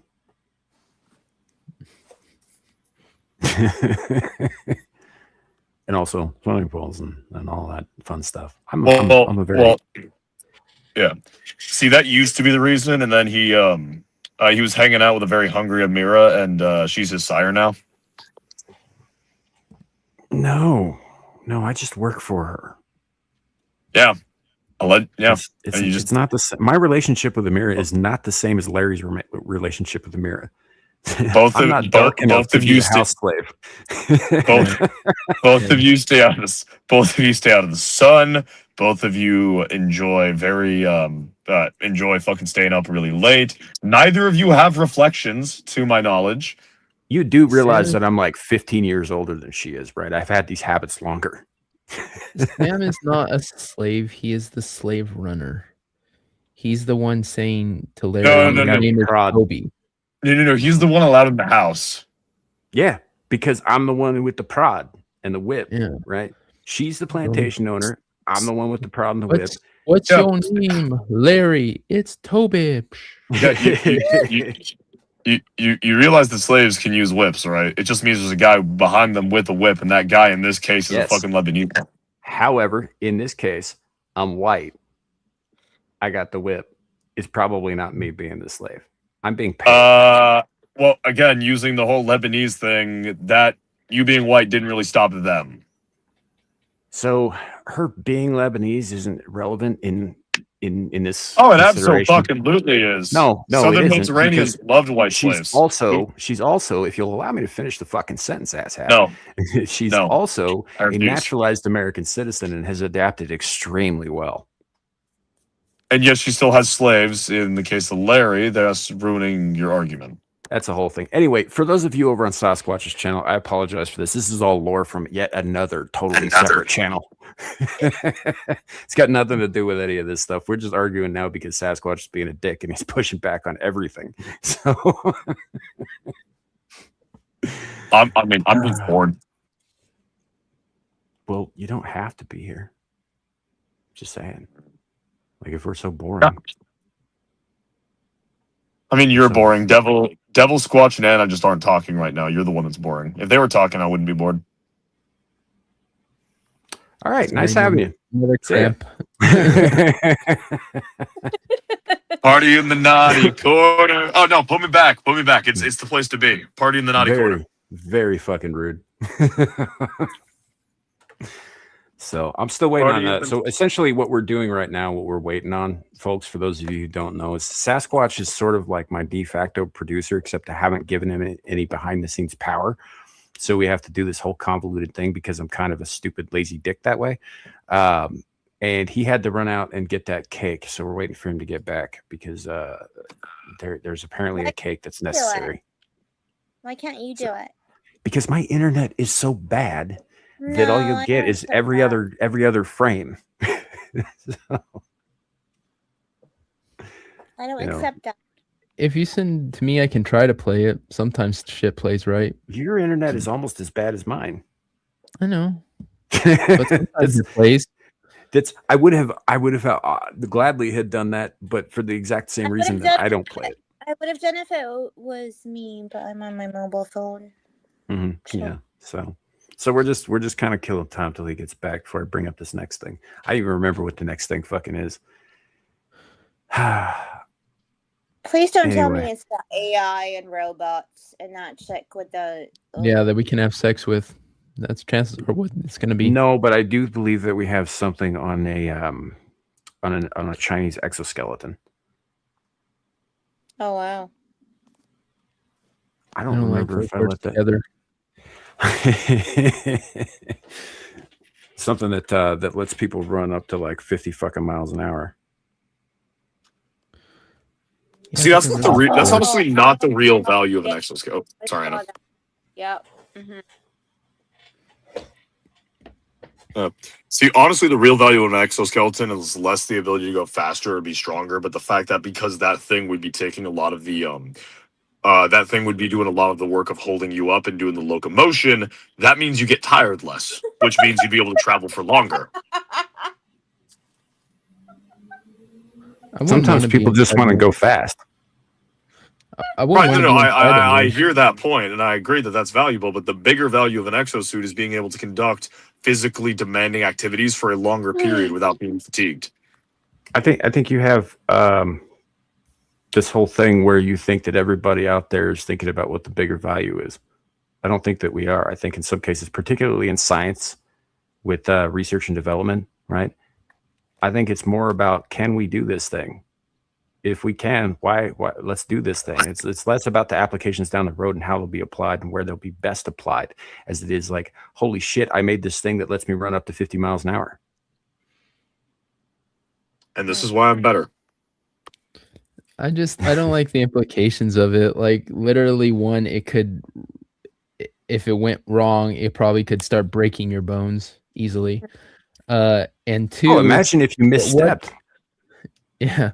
What if you freaking die on the battlefield and they build into it that they can take control of you like a drone, like your corpse still animated with these things or some shit? I don't know. There's just like some creepy kind of sci-fi things going through my head that I don't like the idea of being in a. I mean, to that latter point, if they're able to do that, why would you bother putting the monkey inside of it when you could just make a totally autonomous combat frame and not have to worry about the monkey in the because suit? Then they have you bring it in for them. Instead of having to drop in a bunch of drone things, they have you walk the fucking thing in there and then you get shot in the head and they're all like, oh, we'll just take control over him. And right, but then to take control of it afterwards, that would require some level of infrastructure for the control of it after you're dead. Unless you're saying unless your argument is utilizing the human nervous system as the command and control apparatus, at which point, why even have a live monkey in the first place? Just use a fresh corpse. Dude, like I said, I'm going off of the sci-fi idea of it. Like these, that is the sci-fi idea. The practical fucking thing, the kind of creepy thing where the worst case scenario of what could come of it. Saying they would. I'm just saying I don't like the idea of putting my body in a fucking goddamn machine and fucking expecting them to be, generous with me. Well, see, the more horrifying thing would be sorry. Yes. Yes, Sasquatch has returned. I forget. I think I might have accidentally not sent this one to you because I meant to. Did you have the video of the Chinese exosuit? I do not see that. Okay. I will. I'm going to post it in the private chat as soon as I can. I got to bring it up here. So I don't guess it got dropped, or maybe it didn't make it through into StreamYard. That's the other deal. Ah, here it is.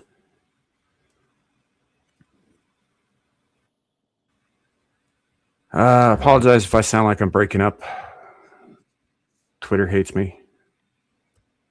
Shadu, what did you eat today? I did not hear any of that. I heard my name and What did you eat today? for Babies. breakfast I had an energy drink and a fucking protein bar before running into the woods. And then I had rice and salmon, and I've just had some Peruvian chicken. Why?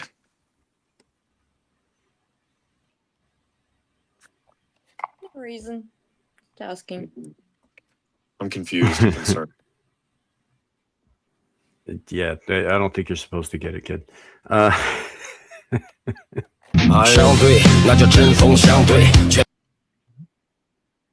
What the fuck was that? What the hell was that? We're just gonna mute that.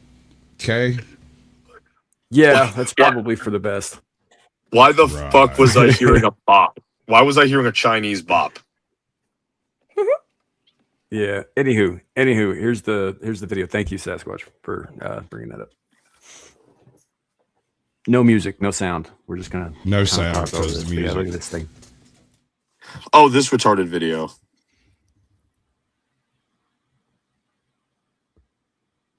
Now you can achieve the same result with like prosthetics, prosthetic springs, right? If you get your legs hacked off below the knees.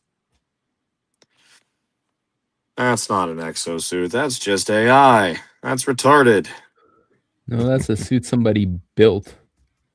Those flex things, they actually, like you said, they have those as replacements for people who've lost their legs who want to run. Yeah. So he's just put those on the bottom of his feet. But yeah, they do have those. I mean, this video, that video looks super fucking fake. Like, that video looks AI. Here's the problem, kid, is that everything, it looks fake whether it is or not these days. Everything does. That's not true. You don't look fake.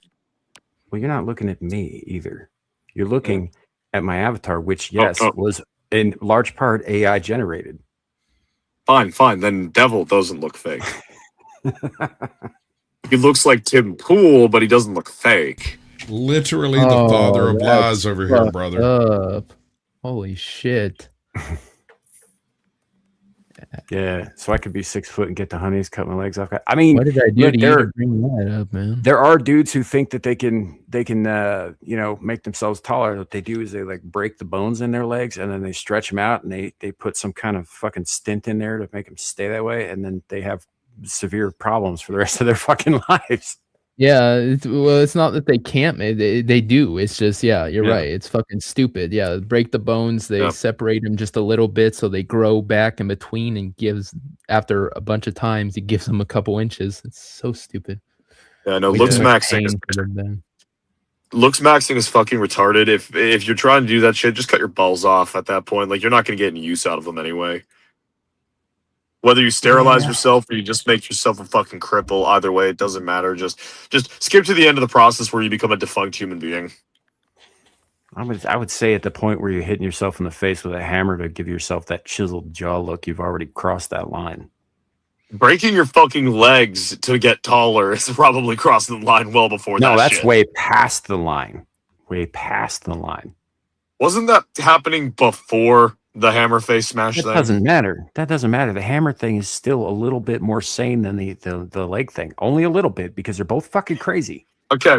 Now, where do you put fucking injecting yourself with steroids so you're no longer able to, so you're sterile, but then also think that your girlfriend of 2 weeks is pregnant with your kid? Where do you line that up in? No, that's just delusion. Liberalism. Straight up delusion. It's not liberalism, it's clavicular, Squatch. That's I would at least say clavicular is an idiot. We don't need to bring him up like ever. So I would at least say with steroids, you're actually getting the muscle mass. What about those idiots that inject saline into their arm to make it look like they have muscles when they don't? Oh yeah. That's really fucking stupid. Yeah. Well, in the case of the specific situation I was talking about, he doesn't look like he has muscle. He looks like a fucking catamite.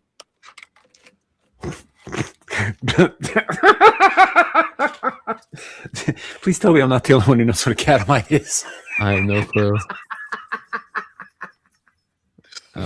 So, fun fact: they certain sects of the and certain individuals, I will say, I don't want to call out everybody, blah blah blah blah, you know, but certain sects and groups in the Catholic Church used to keep little boys around for use, and they were referred to as catamites. It's up over here. You can like pop it up so they know you're not jerking your chain. As a boy or youth who is kept by an older man for purposes typically functioning as a passive partner in a relationship. Yes. And most of these look smaxers, in their attempt to look badass and masculine, make themselves look like catamites. You know, be really cool. Or cripples, one of the two. These are terms I didn't need to know. Yeah, put it in my elective. Reading about that. I mean, one of them applies to you. Cripple or catamite. Take it or leave it. What about a crippled catamite? He might be both. He might be both. That's right. Right. Devil. I mean, you one, the other, or both. Let's be honest, Shadu. If somebody's a catamite, it's you, man. You're a young dude. I know there's some old dude behind you right now, fucking rubbing your shoulders. Let's be honest. Checking your prostate with both hands. It's not an old dude. If you're wheelchair bound, younger like dude, Timmy, whatever. You know, you're not getting away from him either. He's all, Sean's not old. He's only 3 years older than me. It's only 1 year. Fuck you. Oh man, we're terrible. Are we doing the Sikh thing?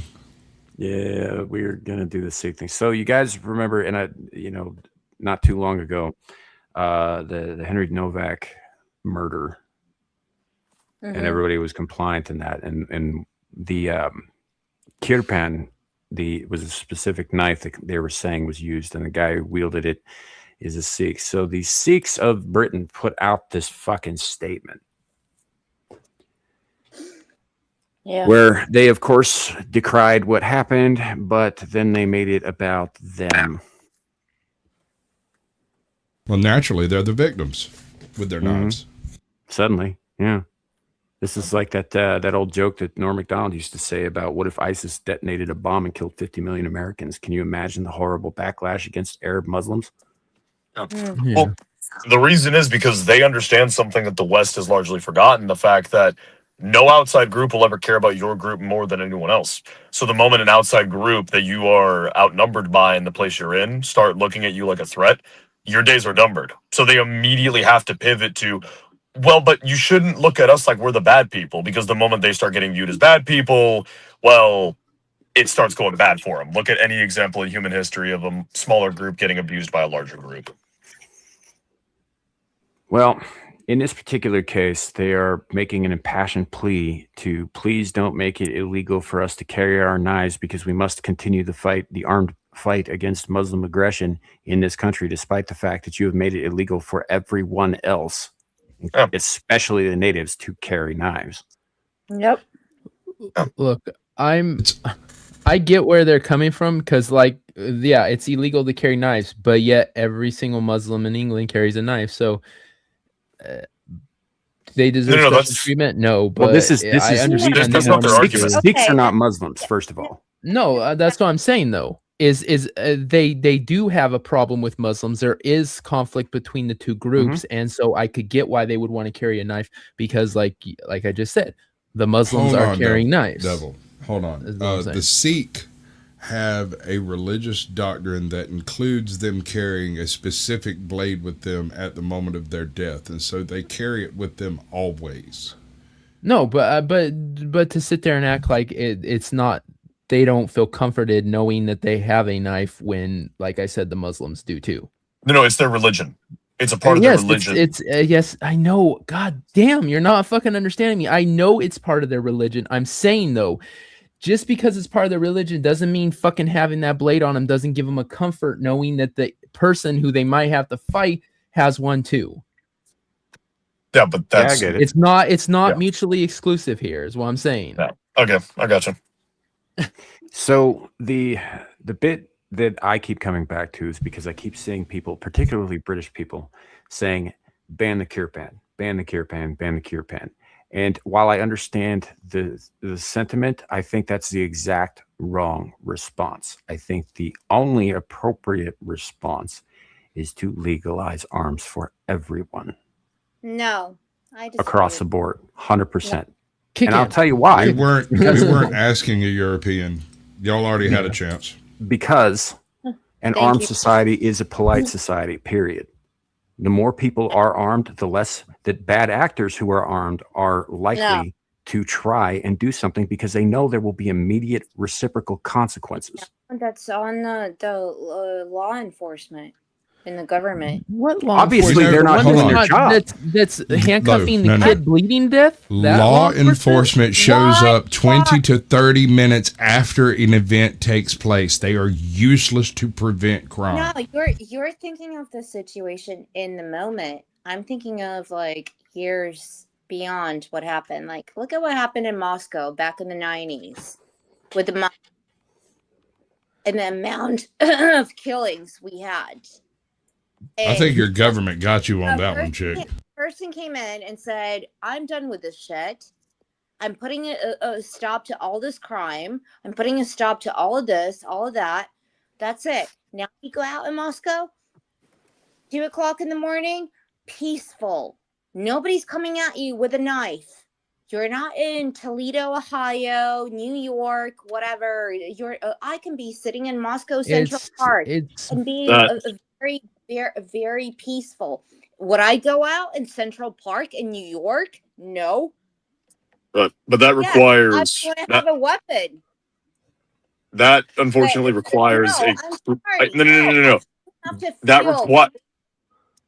That requires a variable that is not present. Hold in up, the West. guys. One of you at a time. Anna, please finish what you're saying. I should not have to constantly feel like I need to defend myself. I think that that's the natural state of mankind. And I think that by denying arms, we are denying what we are. That also has to... In your city, in your town, go out and always be like, oh, somebody's going to mug me. Somebody's going to stab me. Somebody's going to... No, they're not, because I'm going to fucking shoot them. I don't live in New York, Anna. That's on the way the government is. That is not... No, it has to do with bringing people in who have no care and also cultures that accept that kind of stuff more in certain cities. Moscow, like you said, is very primarily Russians. They don't have as much migration as some of these other cities like New York that allow criminal elements. Devil, I disagree, actually. Cosmopolitan. Shut the fuck up, Shadu. No, I agree with your general sentiment, but I disagree. It's not the inclusion of people from places where it's okay. It's the fact that these people do things and then you do not punish them. Because, like, for example, it's not multiculturalism. It's the fact that you're unwilling to, when a nail sticks up, hit it with a hammer. Like, look at Detroit. The vast majority of crime in Detroit is not committed by foreigners. It's committed by people whose families have lived in Detroit for generations, because when they do a criminal act, you don't slam the hammer down on the nail that stuck its head up. Exactly. Anna's point about, hey, having a system that works, that requires a state apparatus that A, you can trust to swing the hammer, and B, that is willing to swing the hammer. In the West, predominantly places descended from like the Anglo-Saxon traditions, there's either the lack of trust of the apparatus to swing the hammer, or there's the inability of the apparatus above to swing the hammer due to a desire for more in an individualistic system. I agree with that. Here's the thing, Anna, is like Sasquatch said, you can't count on the cops to be there when you need them. They have to get the call. They have to get off their fat asses, put the donut down, and get their fucking asses over there to save you. I can save myself. See, in England, you're just a victim. If some dude decides to take advantage of you or kill you, you ain't got nothing to do but be cut up, killed, and God knows what else. I pull my gun out and blow the fucker away. See, that fucking dude pulls his little knife, starts to whip out his little blade, and I would drop him like that. And then guess who wins? I win. So he can kiss my ass. I'd rather have my gun. Be put on trial, and I'm going to be put on trial for defending myself. In England, you would. I wouldn't. See, because I was defending my life. That's how it works. If I right now at this hour was going out and somebody tried, that's why England sucks. And I like put out like, I don't know, my keys and did something to somebody, because I can't have any pepper spray. That's illegal. I don't have any guns. I can't have a knife. I can't have any protection whatsoever. So what am I supposed to do? Okay, I have my keys, Not right? live in England. I like do some. Then I am going to be put on trial for whether I had like legitimate force. What's your point? To defend myself. Because What's your England point? sucks. So I'm going to say this. Where I live is not New York. Where I live, everybody is armed, usually in multiple ways. We do have the occasional crime here. We do have the occasional burst of violence here. I think that's going to happen no matter where you are or what the circumstances are. It is significantly lower, not just because our population is lower, though. It is significantly lower because everybody is armed, because we are allowed to defend ourselves to the death if necessary. And I think that if Henry Novak had been allowed to carry, then I think he was going to jail either way, given the whole, like, if you're racist, if somebody calls you a racist, you're going to prison in fucking London. But he may have been the one not bleeding out. I think it could have saved his life. I think and you that's have a the point. Yeah, I think you have a God-given right to defend your life, defend your person. And the fact that there are countries that take that away from you is disgusting, which is why I'd never live in a shithole like England. That's why I'm for arming everybody, because yeah, you're going to have some shitheads. Yes, you're going to have people who want to be repeat offenders, but if everybody is armed, if everybody is taking care of themselves, then sooner or later you're going to end up weeding out all of the repeat fucking offenders permanently. I just want to point out that just because a guy lives in a shed, has a manifesto, doesn't necessarily make it a bad idea. But the concept of mandatory carry, where your firearm ID is your personal ID, has always appealed to me. I bet cops would stop asking for ID if you had to pull your pistol out and show it to them. Yeah. I mean, here, I don't even have to conceal this shit. I can wear it out loud. Dude, I can wear it like a hat. I've got a belt buckle pistol. I really don't. My dad has a belt buckle pistol. I could walk around. You ever see From Dusk Till Dawn? I could walk around with that fucking cock revolver that Sex Machine's got if I wanted to. Right? You know? I don't honestly see how a machine like that would work the way it was designed, but whatever. He could walk around with it out, but he conceals his. But. I mean, you got to leave the ladies a little surprised, you know? Point is this is why I think everybody should be armed. Just because, yeah, at first, after making this like a universal thing, yes, you're going to have some mess. Yes, you're going to have some trouble, particularly in highly dense urban areas. It's absolutely going to be a bloody transition period, and it's going to suck. But it will come to an end. You need education. This is something that's been missing in America for the past 50 years. I'd agree there. I think that people should be educated. Yeah. Public school for years and years and years, from grade school up, there was a safety class. It was right next to social studies, civics, and home economics, right? And the safety class had to do not with any particular thing, but like handling firearms, handling axes, handling bush hooks, handling heavy equipment, handling hot ovens, all that kind of stuff. Wait, Squatch, are you saying that you think that a functional society should have more accountable people with more responsibilities? I think you have the responsibilities regardless of the society you're in. It's just whether or not you're willing to actually stand up with it yourself, because it is not anyone else's responsibility to let you know that you have rights and that those rights are immutable and granted by the hand of God or the Almighty or whatever you want to call it. It's not given to you by a government. Let me rephrase my facetious question then.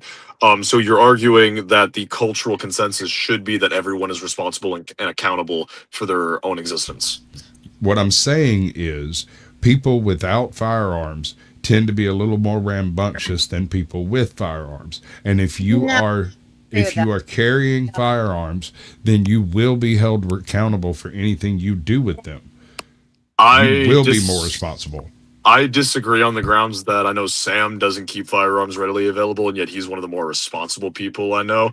I would agree with your general assessment, though, that people who know the threat of violence is omnipresent are more civilized than others. The whole a man who's afraid to be punched in the face bites his tongue or something to that effect. So let me I guess make it a little bit more clear when I talk about the find out part of the fuck around and find out equation in this context. When I say everybody armed, I mean everybody. I mean everybody has access to. You don't have to carry if you don't want to, but everybody's armed, and as far as you know, everybody is. So you're going to be a whole lot less likely to fuck around when the find out part becomes much more immediate and permanent. Right? And those who do fuck around will be bred out of the population in a single generation. I'm talking about if you start some shit with somebody, there's every chance in the world you're going to end up never leaving that spot again, right? Yeah. And if you understand that, you are definitely going to be a lot more responsible in your social interactions. Period. You have a very American point of view. I have a very different point of view. I'm sorry. That's because your country, well, a lot of those European countries have made you guys believe that you don't have a right to protect yourself. Australia, the UK, yeah. Russia. Like I said, you guys are just victims. That's all you are. You set up to be victims. Yes, that's all it No, is. no. I would. You build a country where people, like Squatch said, are educated. They don't need that. They're educated, so you won't be stabbed by the fucking This foreign whole invaders. problem. Totally You don't makes need sense. to go and burglarize, because if a country is happy and people are earning enough money and they don't. I take it you've never been long involved in gang culture at all, like. Oh, don't start me on that. Yes, I have. Oh, you have. You've been deeply involved in the drill rap sector. I take it. I actually have. Yeah. Awesome. So I know all about it. I'm big X to doubt there, honey. I think you're on the honey side of it. Oh, we are going to solve a problem. What? Oh, I need a gun. Oh, I need a gun. Oh, yeah, let's solve a problem. No. We're not saying we need guns. We're saying you need a gun. You're misunderstanding the whole premise here. No, the premise you is the government need to be able to defend yourself. Hold on. The argument Squatch and Devil have is that it is on the individual's. It is the individual's role to look after themselves and to preserve the public well-being, and that if every single individual in the society takes up their responsibility and preserves the public well-being, the society will be functional. Hold on.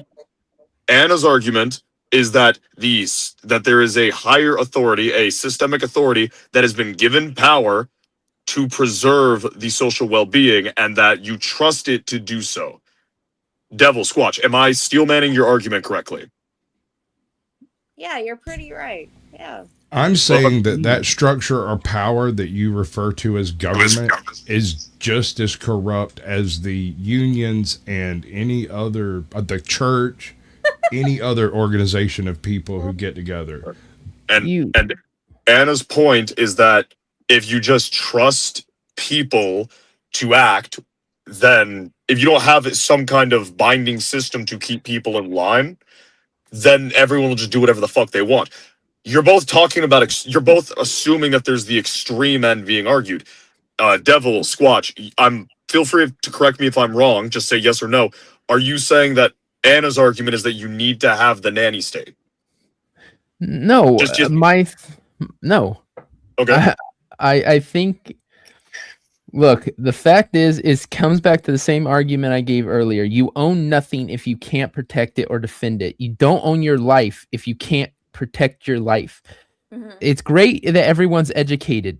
Everyone's educated. How does that prevent somebody who wants what you have coming and taking it from you? Anna, if somebody sees you on the street, some person sees you and says, I want her.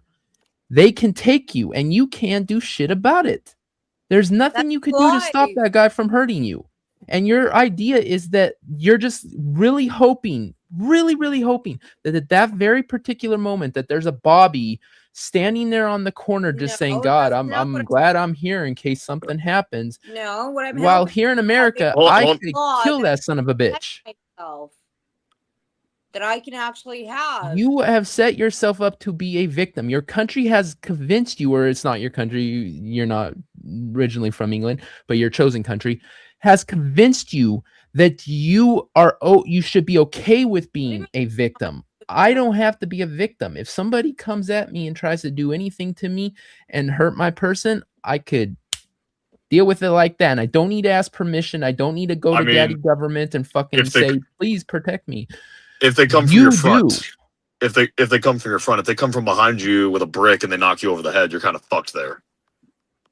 Well, that's fine, but the point is I can protect myself. She can't, because like she said herself, in England, you would be the one in trouble. They don't only take away your right to defend yourself, they make you into the villain for defending yourself. Yeah.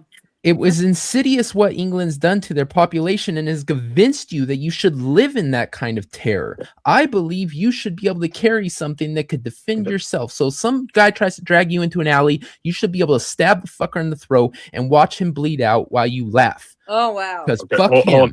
Hold on. Anna, tell me if I'm wrong when I steel man your argument.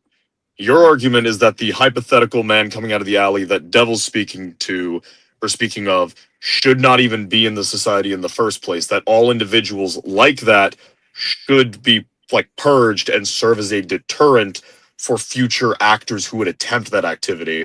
Exactly. So that the individual doesn't need to be that's a fair assessment of your argument. That's my point, that you purge people like that from society, that they don't, of course they will exist.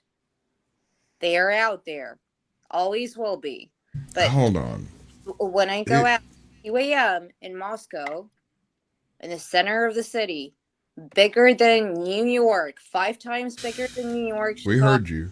And I go out there and I feel safe. I feel, not because cops are like walking around. No, I feel safe because the city has been purged of any of these weirdos. Everybody's gone. Here. So here's the problem with that. And I'm like, I don't even know who I'm going to encounter today. Here's the problem with that. And I don't even have any, and even if I defend myself, how do I defend myself? I can't do this. I can't do that. What do I do? Nothing. That's my point. The issue here is that in order for that purge to have taken place, those people had to have committed crimes to be identified as the bad people. Those crimes that we're discussing are not the ones that happen after they've been arrested, but the ones that happen before they are arrested. These are not accounted in your purge doctrine over here. Not to mention, you're counting on the same just people. Victims. Yeah, you're counting on the same people who you're saying are going to protect you to purge these people. Well, in England, they're not purging them. They're inviting them in and they're fucking giving them more rights than you. Yep. So you're saying protect me, but at the same time, you guys are the ones allowing the situation that I find myself in. It's and Devil, in like defense of like Anna's side of the argument, where you're going, well, your system's flawed and damaged because you're having to rely on the government because you don't have the means to defend yourself. Your argument of, oh, well, I'll defend myself. If there's not a national apparatus to keep the invading hordes coming in, I don't care if you're strapped. If you've only got 13 rounds and there's 14 guys coming at you, you're fucked. Or if the guy coming at you has a automatic weapon and all you've got is your semi-automatic, you're fucked. You need something that can mobilize greater force against those who wish to take from you, because you as just a random citizen are unable to effectively mobilize enough force to fight off a large group of people. But there's no such larger group of people coming, I would hear argued. Yes, because there's a systemic apparatus that has kept such groups away. Go back 100 years, and where you're living had to face, if I remember correctly, geographically, had to be worried about Lakota Sioux, about Oglalas, about Hung Papas, because there was nothing keeping those barbarians from coming to your area of the woods and killing you. There's, So you had to have a greater level of hold up, stop individualism. right there, stop right there. Just because I'm a nitpicky bastard and because I haven't said anything in a minute, and honestly, I haven't said anything because this has been riveting. But you need to understand that Oglala are Lakota. Yes, I know. I'm aware. I just I am Oglala Lakota. Yeah, I was. They're not different tribes like you just made it sound like. I was pulling it. My point being the fact that the reason why Devil doesn't have to worry about a bunch of people coming in and scalping him at odds of 5-1 is the fact that there's a systemic apparatus meant to stop. I disagree. No, you're assuming. Yeah. I'm pretty sure I could stop them too. And here's the thing: is you're right. If I got waylaid by 60 men, it doesn't matter what gun I have, I'd be killed. Yes, that's 100%. But that doesn't excuse me being able to have the ability to defend myself. Yes, there's always, some guy in fucking ballistic armor that fucking I can't shoot could come at me, but it doesn't change the fact that I should be able to fucking have a gun to defend myself. And because of some weird there's reason, a layer here that hasn't been addressed. She brought up the purges, and the thing about the purges is those things are largely questionable on their efficiency, and how many guilty people get purged in the process of getting all the. I mean, how many not guilty people get purged in the process? We have no idea. I mean, actually, it would be no, it would actually be really simple. Just enforce the laws that are on the books. If you murder someone, that's not a purge. You go to jail. That's not a purge. That is literally just doing law. Hold on. That was bad. That was my bad. That was my bad. That was me. What I'm referring to. If you break the law, you go to prison. Okay. Sorry. I'll take the hit for that one. You purge. Gotcha. She accepted it though. That's my point. Hold on. I'll take the fucking heat for that. So that was me. I used the word purge. Sure. She accepted it. Go ahead. If you want to take people off the street doing nefarious stuff, and I'm not talking about drug addicts or whatever, but like people doing criminal other stuff, you take them off the street, you put them in prison. That's what's happened. Now Moscow is safe. I feel safe. When I go out in London, I don't feel safe. I could get stabbed. I could get raped. I could get this. I could get that. No. That's what I'm saying is the government needs to step up.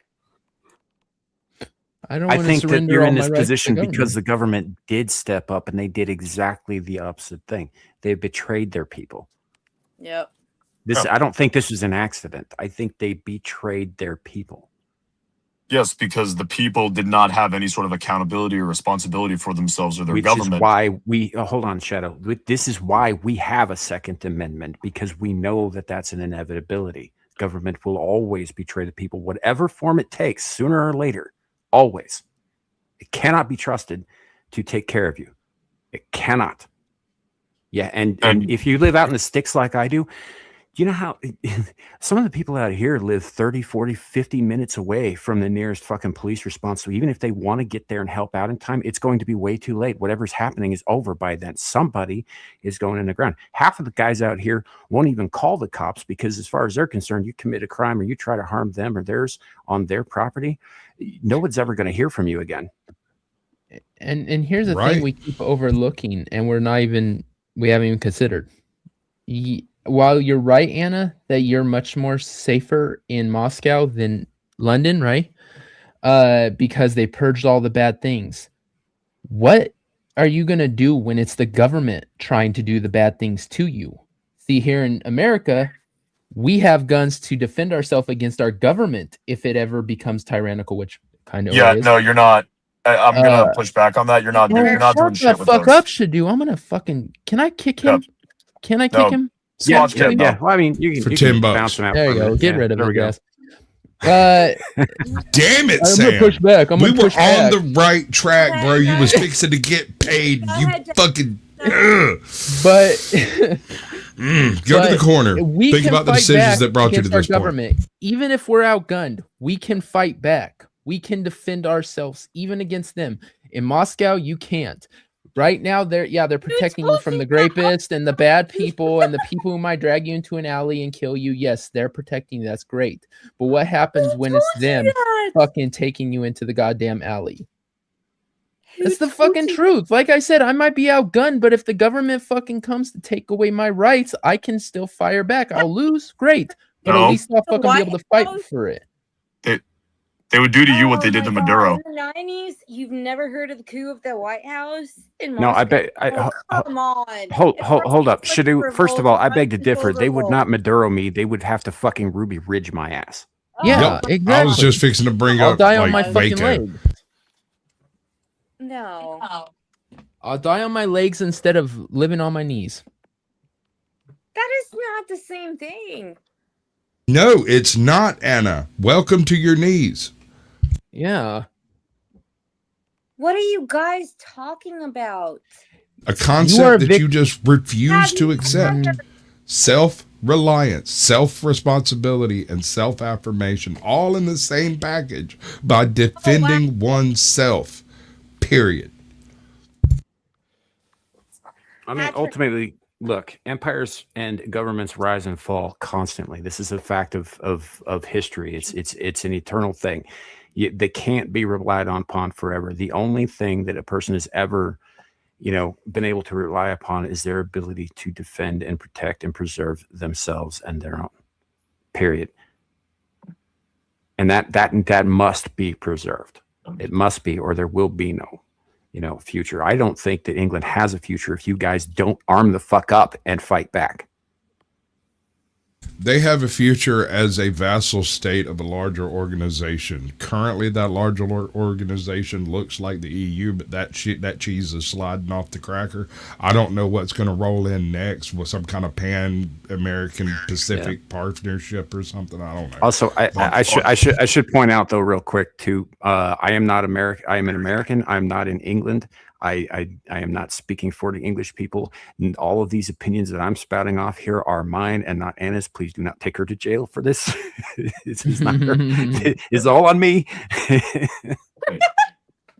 But before we kick this back, I just have two quick questions to ask Anna to see if that might clear up some of this discussion. Mm-hmm. First, Anna, kind of cycling back. All you're saying is enforce the laws on the books that murderers, thieves, rapists, that they get what's coming to them per the purview of the law. That's the first question. Yes or no? Yes. Okay, second question. Are you arguing that a citizen should not have access to the means to defend themselves, whatever that looks like? Or is your argument that they should not be they should live in a society where they don't have to consider that day to day?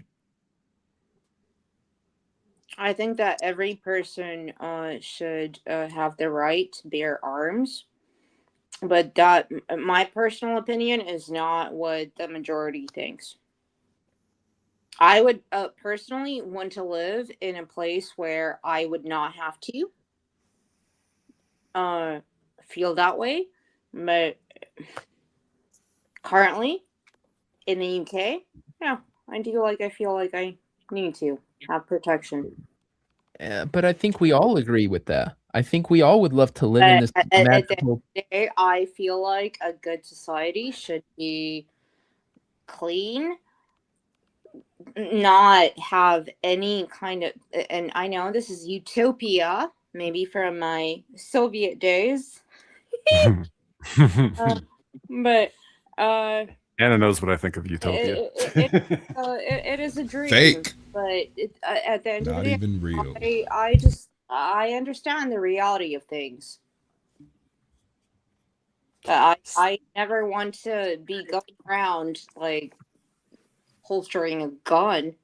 Like, oh shit, this guy's coming at me. Shit, he's trying to do something to me. Oh, no, come on. You have to shout it out though. He's coming right for us before you fire. That's how you just. And then you just blast him. It's coming right for us. it's full different. mag dump. It's a different culture. It's a different culture. It's a different way of living, and I don't know. We'll see what happens. Which But that's another consideration that needs to be identified, is the fact that the European mind is used to having those pre-existing social structures to manage those things. Like, keep in mind, the United States, like the American identity is relatively young. Whether you want to take it at the 250 years of our birthday, which is coming up, it's the 250th anniversary of our armed forces. Next year, it's the 250th anniversary of our country. But or if you want to go back further to the like when the colonists ceased being British and started being American as a cultural identity, that's probably 300 years back. That is a frontier mindset where you don't have an established system. Whereas if you go to Europe, whether it's England, whether it's Germany, whether it's France, whether it's Russia, whether it's Poland, these are states. To the point. The European is used to having a state that is much, much, much older and much, much more established than the United States. So there's always been a greater level of law and order versus the American, who's used to having to make his own law and order because there wasn't a state over him. Europeans have also fairly changed recently. Government bodies and types many times over the centuries. It's not like they've been consistently the modern government that they have now. Say modern government. The other thing, that I would say is that while European outlooks are obviously different than American outlooks, and you guys do tend to look down on us for this, we have a very fuck around and find out kind of mindset, but we don't like to start shit if we don't have to, but we will. Oh. The problem is that this discourse between us has mostly been about American mindset versus European mindsets. What we're not taking into account is Middle Eastern mindsets, which are I see it, I want it, I take it, and there's nothing you can do about it. And that's your problem, England. It's not American mindsets. It's that. Can I transition to this next thing here because it's pertinent? Yeah, give me just a second real quick. I gotta yell at Abe again because he's not even on the fucking panel and he's still doing the lyrics for Erica. Shut up, dude.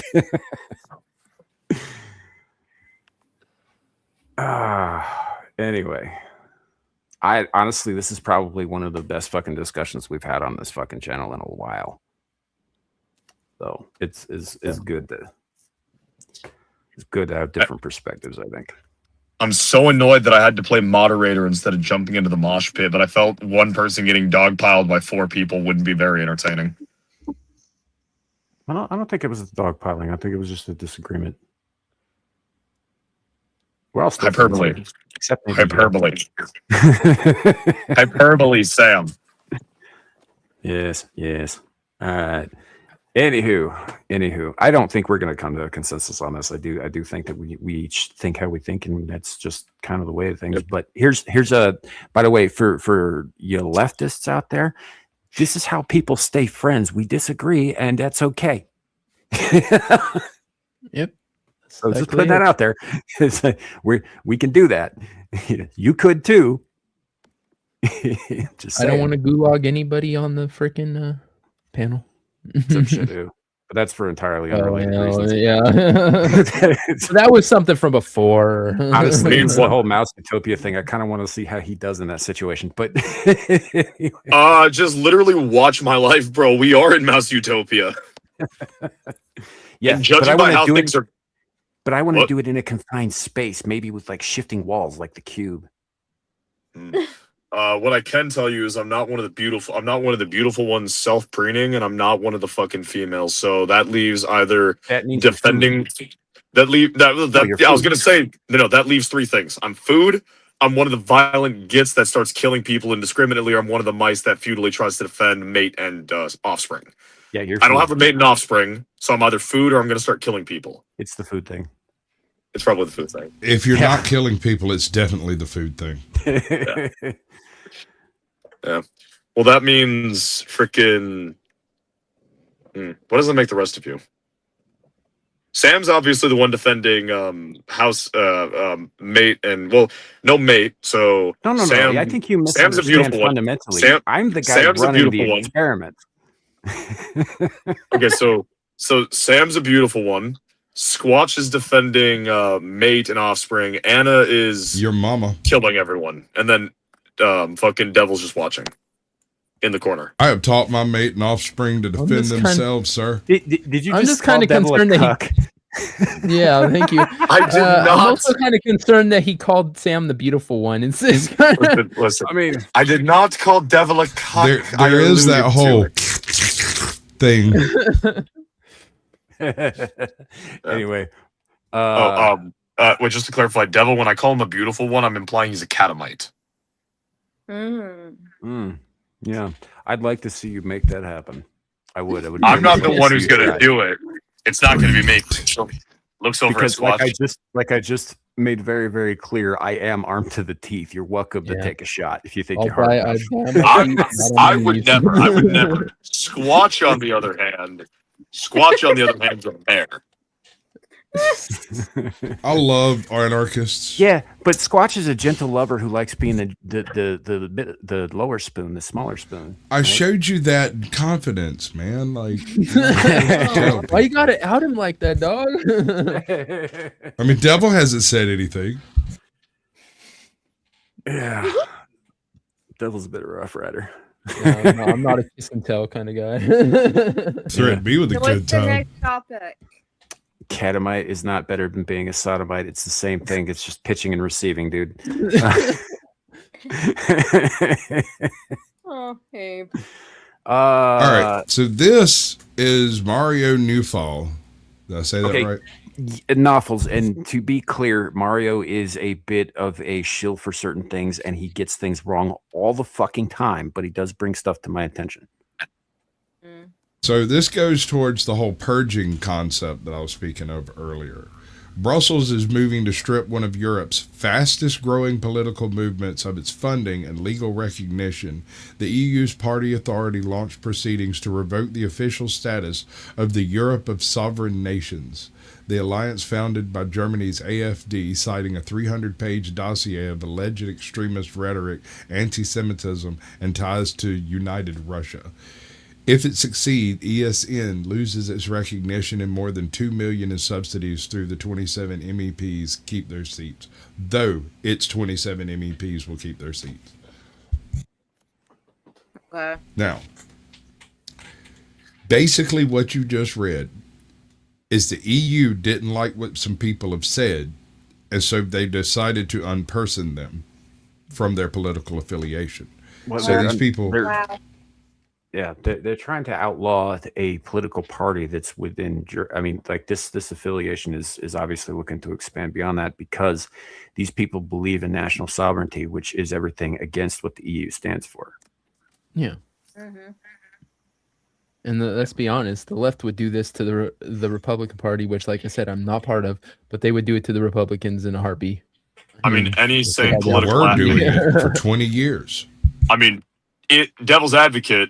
Any reasonably competent political apparatus would use any tool at their disposal to remove any potential avenue of denying them their power. I don't know, man.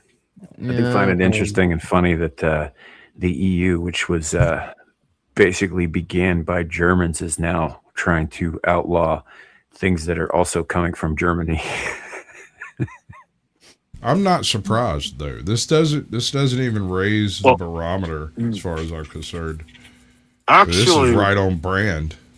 Technically speaking, the EU was forced on the Germans because they were told, hey, if you want to continue engaging in economic deals with the rest of Europe, you got to sign this treaty with France so that you'll never invade France again. That wasn't EU. That's not EU. The EU started. No, so the EU started. Later. Yeah, no, so it was the foundations for the EU was an economic union between France and Germany forced on Germany by the Allies, and that evolved into the EU. So the EU is, in fact, the Fourth Reich because the Blitzkrieg didn't work. They went with economics this time. Yes. All because France forced Germany to make a deal with them. I notice everything kind of ties back to France. Germany to do a goddamn thing. I think Germany saw that this was the best opportunity for them to regain what they'd lost and build upon that as they had initially planned without actually having to deal with the entire world descending on their doorstep. No, this is too insidious for the Germans. They're usually a lot more loud and brash. I feel like That's there's only another when that's only when they're fucking trees, man. It's also when they're riding at poles. Again, you're talking about a group of people who are descended from a varied group of people who have managed somehow to survive by adapting, right? The Blitzkrieg did not work. They understand this, so they have adapted to a new path forward, which is the EU. This is not because of France. France was a part of it, but this is not because of France. I mean, we all agree that France sucks. Yes, but we got to move past that to understand. Yeah. No, I disagree that it might be the German political apparatus, but I wouldn't say it is the Germans, because this isn't really benefiting the Germans, the cultural identity. It's more the systems they put into place are being utilized to cancerously take over Europe. For the Germans. Yes. Yes. Not for the Germans. Yes. Absolutely not you for the said Germans. It very... Fuck. The Germans aren't benefiting from shit. They're getting so invaded. Close. We were so close. Because their own policies backfired on them. Later on, as the EU expanded, as they allowed certain countries that never should have had entry in the first place in, like fucking Greece, while it was on fire and under mountains of debt.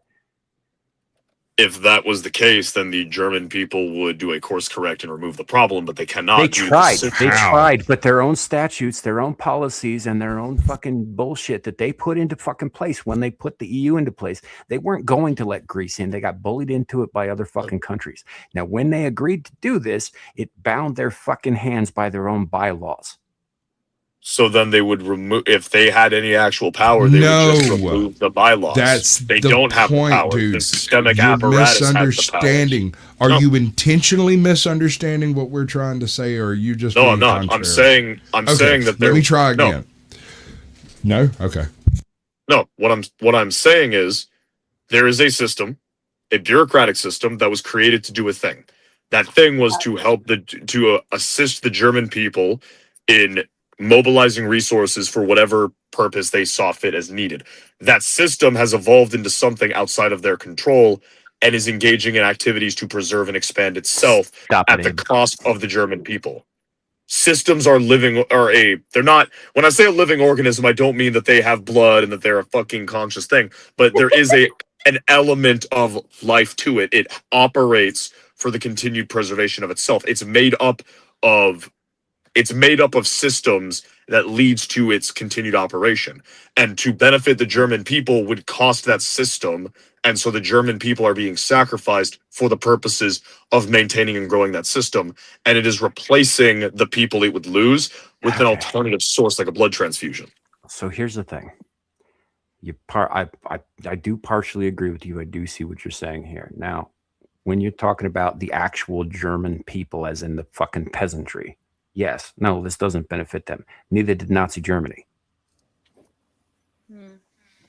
You know, this isn't about the people on the ground. This is about the people in power. And the people in power are seeking, through the EU, to dissolve national borders and national fucking identities. So when you get a group like AfD, which is very concerned with national borders and national identity, that cannot be allowed to exist.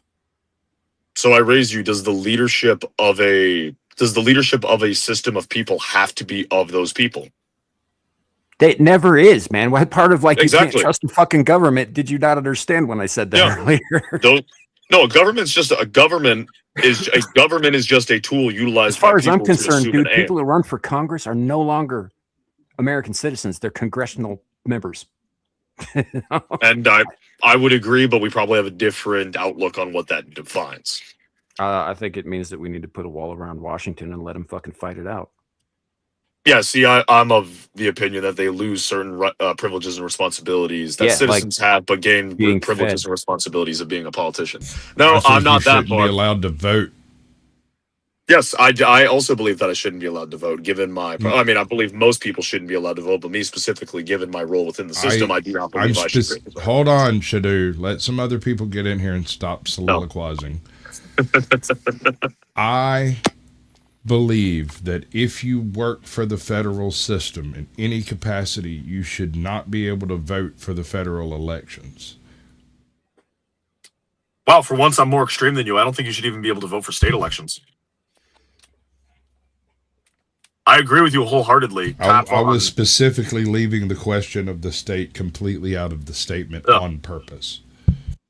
Okay. Well, then separate from that, then yeah, I do agree with you. Someone who's within the system should not have a dictation on how the system functions. They should just follow instructions from the citizenry, of which they are no longer a part of, given that they're a part of the system instead of beneficiaries of the system.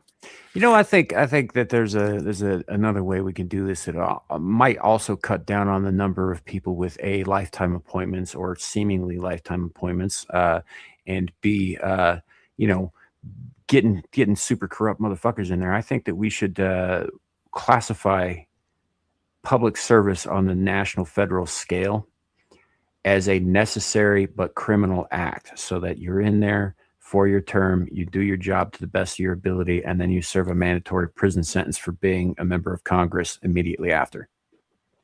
Huh. I would prefer stockades first. Yeah, I think that everything they should have an audit of all of them, and all of your choices should be scrutinized. And if you've done anything that is against the benefit of the people and in any way was done for benefit of yourself, then you should be held accountable for sure. And who would prison sentence immediately after the term? Who would hold them accountable? So Well, people question. like me with guns. Yeah, there have to be some So way of putting it together. when do you have the time to scrutinize their actions? And to Man, I got mentor- nothing but time. I live in Wyoming. Between railing your mama and your sister, do not mess with me on this one, bro. Yeah. No, but my point being is that the average person who's working like paycheck to paycheck is going to have to delegate that. I didn't role think to about someone average else. people. I said me. So Sam is in agreement with me that the common plebeian is of no concern to the divine right of aristocracy, and he just No. so happens to believe he's belonging Here with that you're right. doing the leftist thing where you're putting words in my mouth because I said one thing and you're replying. I'm it not to just another putting words in entirely your different mouth. things. You 100% Yes, you are, dude. It's You've not. been No, doing it all It's not night. just words. You I tried to agree. tell me what I thought. You've been trying to tell Devil what he thought. You've been trying to tell Anna what she thinks. I was You're steel close, manning. but no cigar, bro.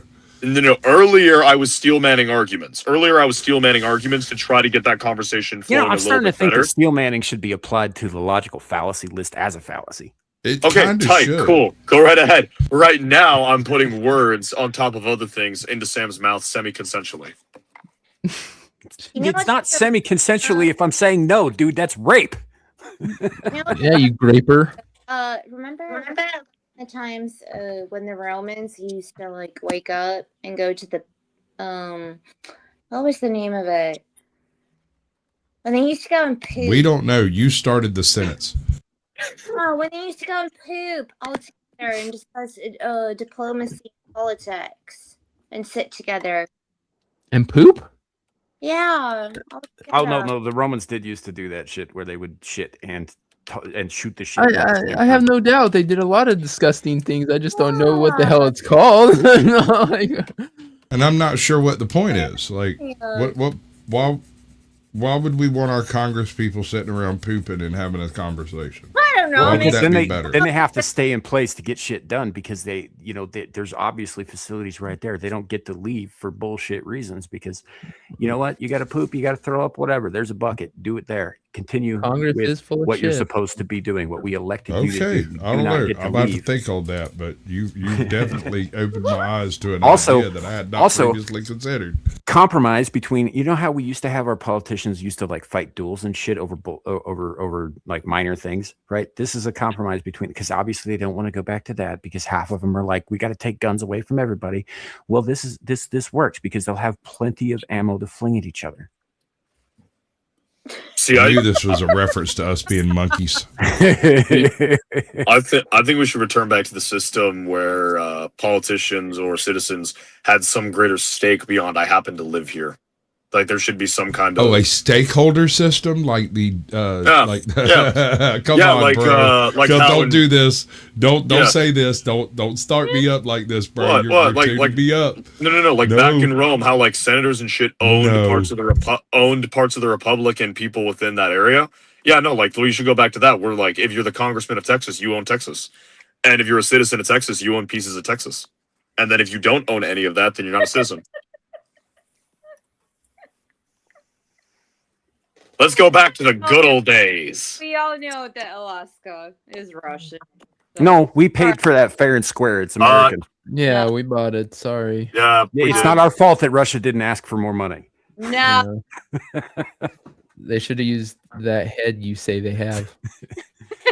Louis, Wait, okay, hold on. Pause, in France pause. didn't ask for more money for Louisiana purchase either, and he probably was kicking himself too. But it was a legal purchase. No, actually, no. Napoleon just was like, "This, I'm not going to get anything out of this. I need the money because Trafalgar fucked me really badly. Hey, America, I want to sell you this. Tight. How do we get the money to you? Let's use a British bank. The British." We didn't consent, but it happened. How the fuck did this go down? Anna, really random autistic question. I know Catherine the Great was the one that settled Alaska. Which one of your leaders sold it to us? I can't remember. Yeah, it was Catherine the Great. Yeah. Wait, she found it and sold it? I thought she found it and someone else later sold it. No, she sold it for nothing to the Americans. Then who found it? Bitch said ka-ching, billions. You know, which I find so weird because, as far as I know, a lot of Russian ladies really know how to haggle. Somehow she didn't. I think she was more concerned about the French Revolution and its She's consequences. not Russian. She was German. Hold on. There's another feature in the middle of this that y'all are completely missing. You do realize that Russia once sent a fleet to try to protect Alaska, right? Do you know what happened to that fleet? Which time? I think it was the first one. The one where they had a battle with a freaking log and they fired on random fishing boats and shit all across the freaking North Sea. They just run roughshod all over everything and actually managed to injure more of their own boats than they did enemy boats, which they didn't have an enemy at that point. Gotcha. I have to go look it up. But they sent they sent a small action fleet to go watch the Bering Strait and just kind of patrol over there to let the Alaskans and the Kamchatkans know that the Russians are around and they care. The fleet made it and immediately had to come home because there's nowhere to resupply over there, really. And the places that they went weren't expecting them, and so they didn't really have enough supplies to supply an entire fleet. Gotcha. Which I thought was even more hilarious than the trip there is the trip back, where they're literally hopscotching from port to port trying to get just enough coal or oil to get to the next port. See, I was thinking about the recent one where they sent, I think it was like 3 ships to Alaska with some Chinese support, and a single fucking destroyer rolled up and went like, "Hey, what are you guys doing?" And they went home. Yeah. Huh. It's funny. Off topic. I just got a notification from a Russian channel I follow as we were discussing Russia. That's wild. Wait, on the topic of that freaking like fleet thing, one of my favorite things is like hearing about stories of like some enemy of the United States doing something, and then just our signature management is so damn good. We're just like right next to them, like, "What you doing?" And they start freaking the fuck out. Like every single time Iran has a jet fucking with one of our ships, and one of our F-22s is just like hanging out above them, like, "Sup, fucker." That shit's, I love that shit. They're playing games. They're playing games. Yeah. Or they're doing shit like what my dad did, where the Iranians start painting our ships with lasers. Like, "What are you gonna do? We got a lock on you." And then he gets a lock on them, and they're like, "Have a nice day," and they fuck off. And he's like looking at his boss, like, just let me do it once. Let me do it once. Come on. No one will know. They're out here alone in the middle of the fucking ocean. I'm jamming their comms. No one will know. And his boss is like, "You can't. They'll know. You can't. There's a thing called the ROE. You fucking just can't shoot them." Yeah. I fucking love the U.S. military. It's one of the greatest fucking things we've ever made. Yeah. This actually speaks to the last topic. This is Naomi Seibt. Oh, I fucking love her. She's fucking great. Yeah. This is kind of part of the last topic, yeah. She says, "My name is Naomi Seibt. I am the first German applying for asylum under President Trump due to political persecution. As a free speech advocate and supporter of the AfD party, I am the target of intelligence surveillance, state media defamation, and Antifa threats. Huh, but I thought they were just an idea. So, and she's also part of the reason that AFD got any traction at all. Yeah. God bless the simps. I mean, to be fair, she's a very attractive German woman.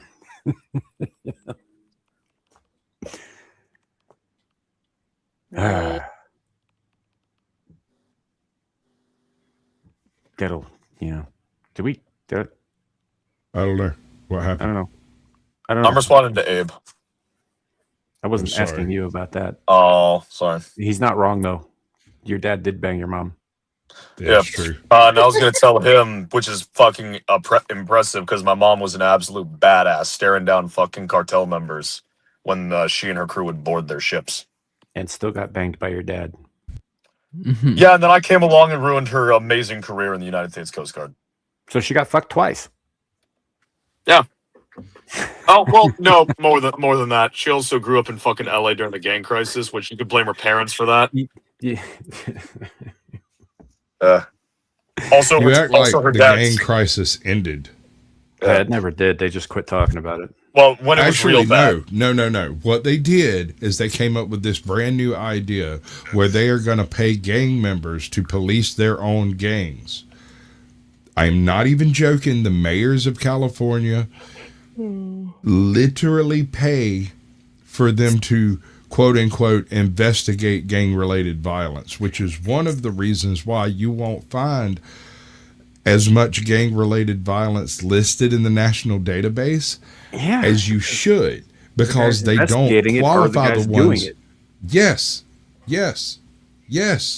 Also, why would you think that it was a good idea to give money to a group of people who are known to go into places and say, this is a real nice shop you got here. Shame if anything were to happen to it. I can make that not happen for the low price of whatever.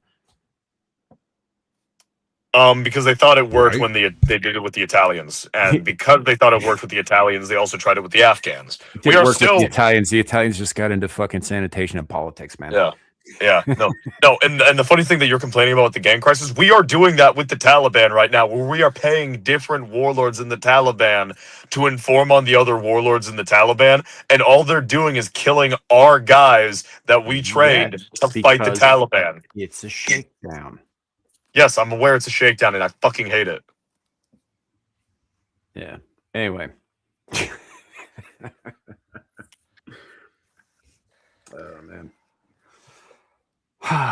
Anyway, so Naomi Siped is here in the she's been here in the States, I believe, on a legal work visa for some time. It's not like that's not her. My bad. No, that's not her.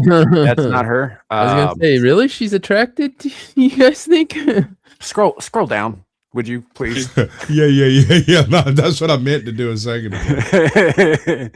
There she is.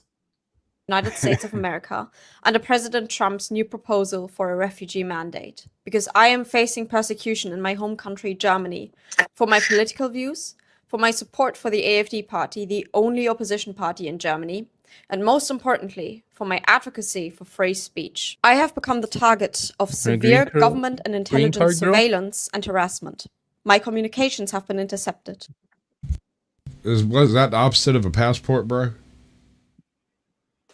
Green card. Hot chicks come here to get a green card. Ugly guys go there to get a hot chick. I mean, that was a thing. It never works out for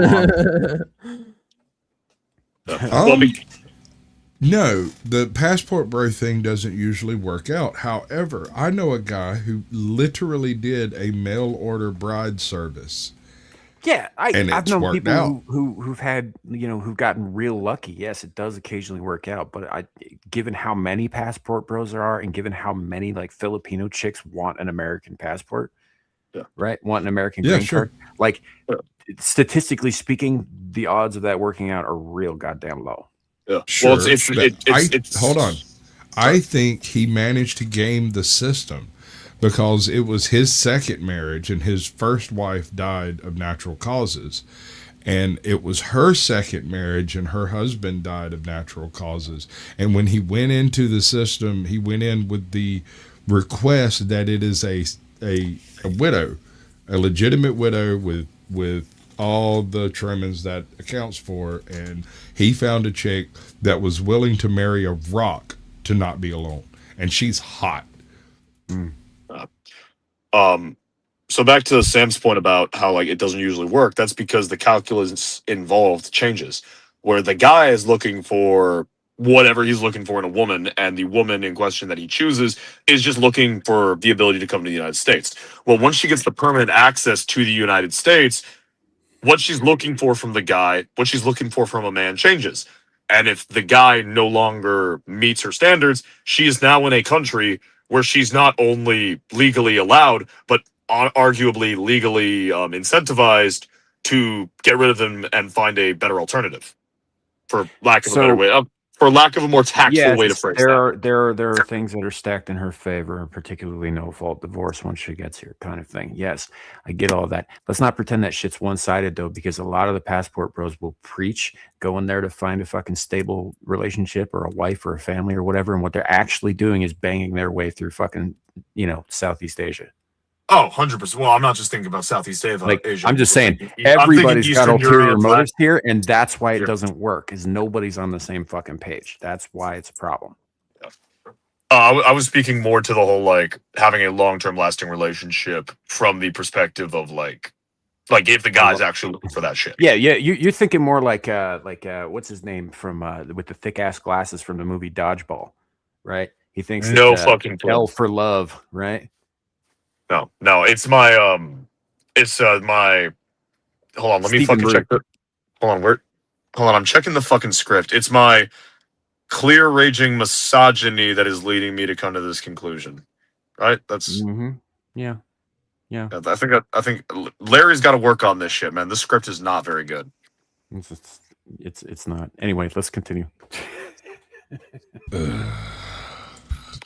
And my family has been stalked by reporters for the state media for whom we pay taxes.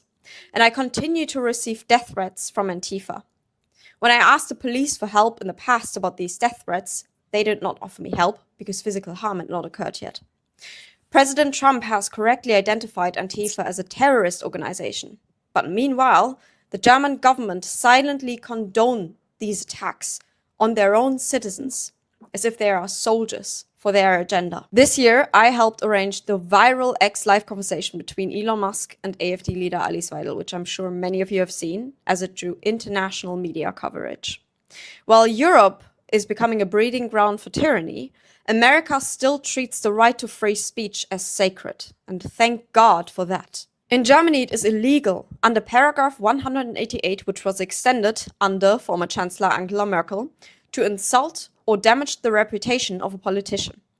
I will not apologize for violating their legal special protection, because in a democracy, politicians must tolerate criticism. The reason why the German government and intelligence gained an interest in me is because I was the very You're first. not in a democracy.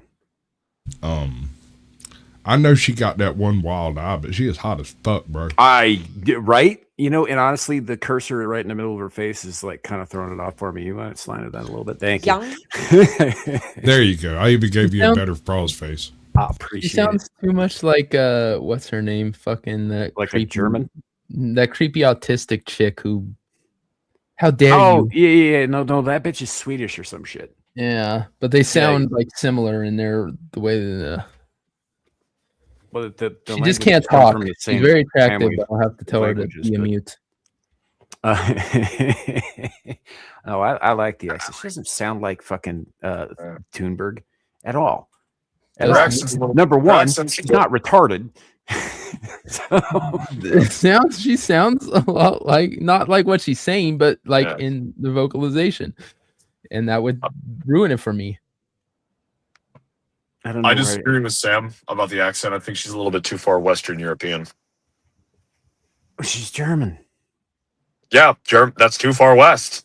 Yeah. Well, man, I'm just saying, like the German accent, I think, is distinct from the Swedish one. They do come from the same language family group, but Oh no, Whatever. I'm saying that the accent isn't like an appealing point. It's just an accent, like Poland. Oh my God, guys. She talks. It's okay. She talks pretty. I'm sorry. She is does. pretty. I like how she talks. I don't mind it. I would prefer that she talks more. Her complaint is they're not letting her talk, and I'm on her side. Abby Normal here saying like you have a chance with her. No, I don't. Why do you think I'm talking about her on the fucking internet? Oh, you are an automatic green card, my brother. She don't even have to claim asylum. You got a shot. Right? I'm just imagining Anna banging her head against her desk right now with this conversation. And I'm pretty sure she left 20 minutes ago. Yeah, she left to go bash her head against her desk. Oh, she's not denying it. She's not denying it. I don't think she's involved in self-harm, but self-victimization is full game. Yeah, same shit, different stick. Anyway, I do think it's kind of interesting though that this is she's saying she's the first German person to claim asylum because I think I mean maybe through legal means, but Operation Paperclip would beg to differ. Well, those weren't Germans; those were communists. No, they were Nazis. Get some help. They were Germans. Operation Paperclip were Nazis, Nazi scientists. Dude, I don't know what you've been reading. Which is a breed of communism. Hold on, brother. When you disagree with every single statement every single person makes, it doesn't give you a whole lot of legs to stand on. I didn't disagree with Anna earlier. No, you just reframed what she was saying so that you could agree with it. You just did it again. No, what I did was steel man her arguments. He can't not do it. He cannot agree with anything verbally stated. No. When I am faced with opinions that are wrong, I can't agree with them. But you find every opinion but your own wrong. You won't even really discuss the topic. Yes. You just start with the sentence, no, and then you say whatever it is that, you know. Correct. That's absolutely correct. I only agree with my own opinions. This is why. And by agreeing with your opinion right now, I've just disproven your opinion, thus making your argument invalid. An outlier does not accept the rule; it proves it. Nope, sir. nope. You said only your opinion. You said only your opinions. I just agreed with you, making your statement incorrect. I win. Have a nice day. See, right there, you just did it again. Yes. Because I proved myself correct by saying I agree with you is not the same as agreeing with him. Okay, gang. Who was it that brought up the ego earlier? Boy, we are in the middle of it now, bro. I didn't. I brought my ego up earlier. I brought up the fact that I've got two competing voices. One is winning, that I am God, and that I'm trash. One of them is winning. Okay. What did I step into back? Nothing important. Shadow was talking again. That's all. What does she have to say now? Oh, we're just looking at her at this point. They were just looking at her. Yeah, pretty much. We can listen to her lips move if you like. I'm on fucking Twitter right now. I'm not looking at her. Right.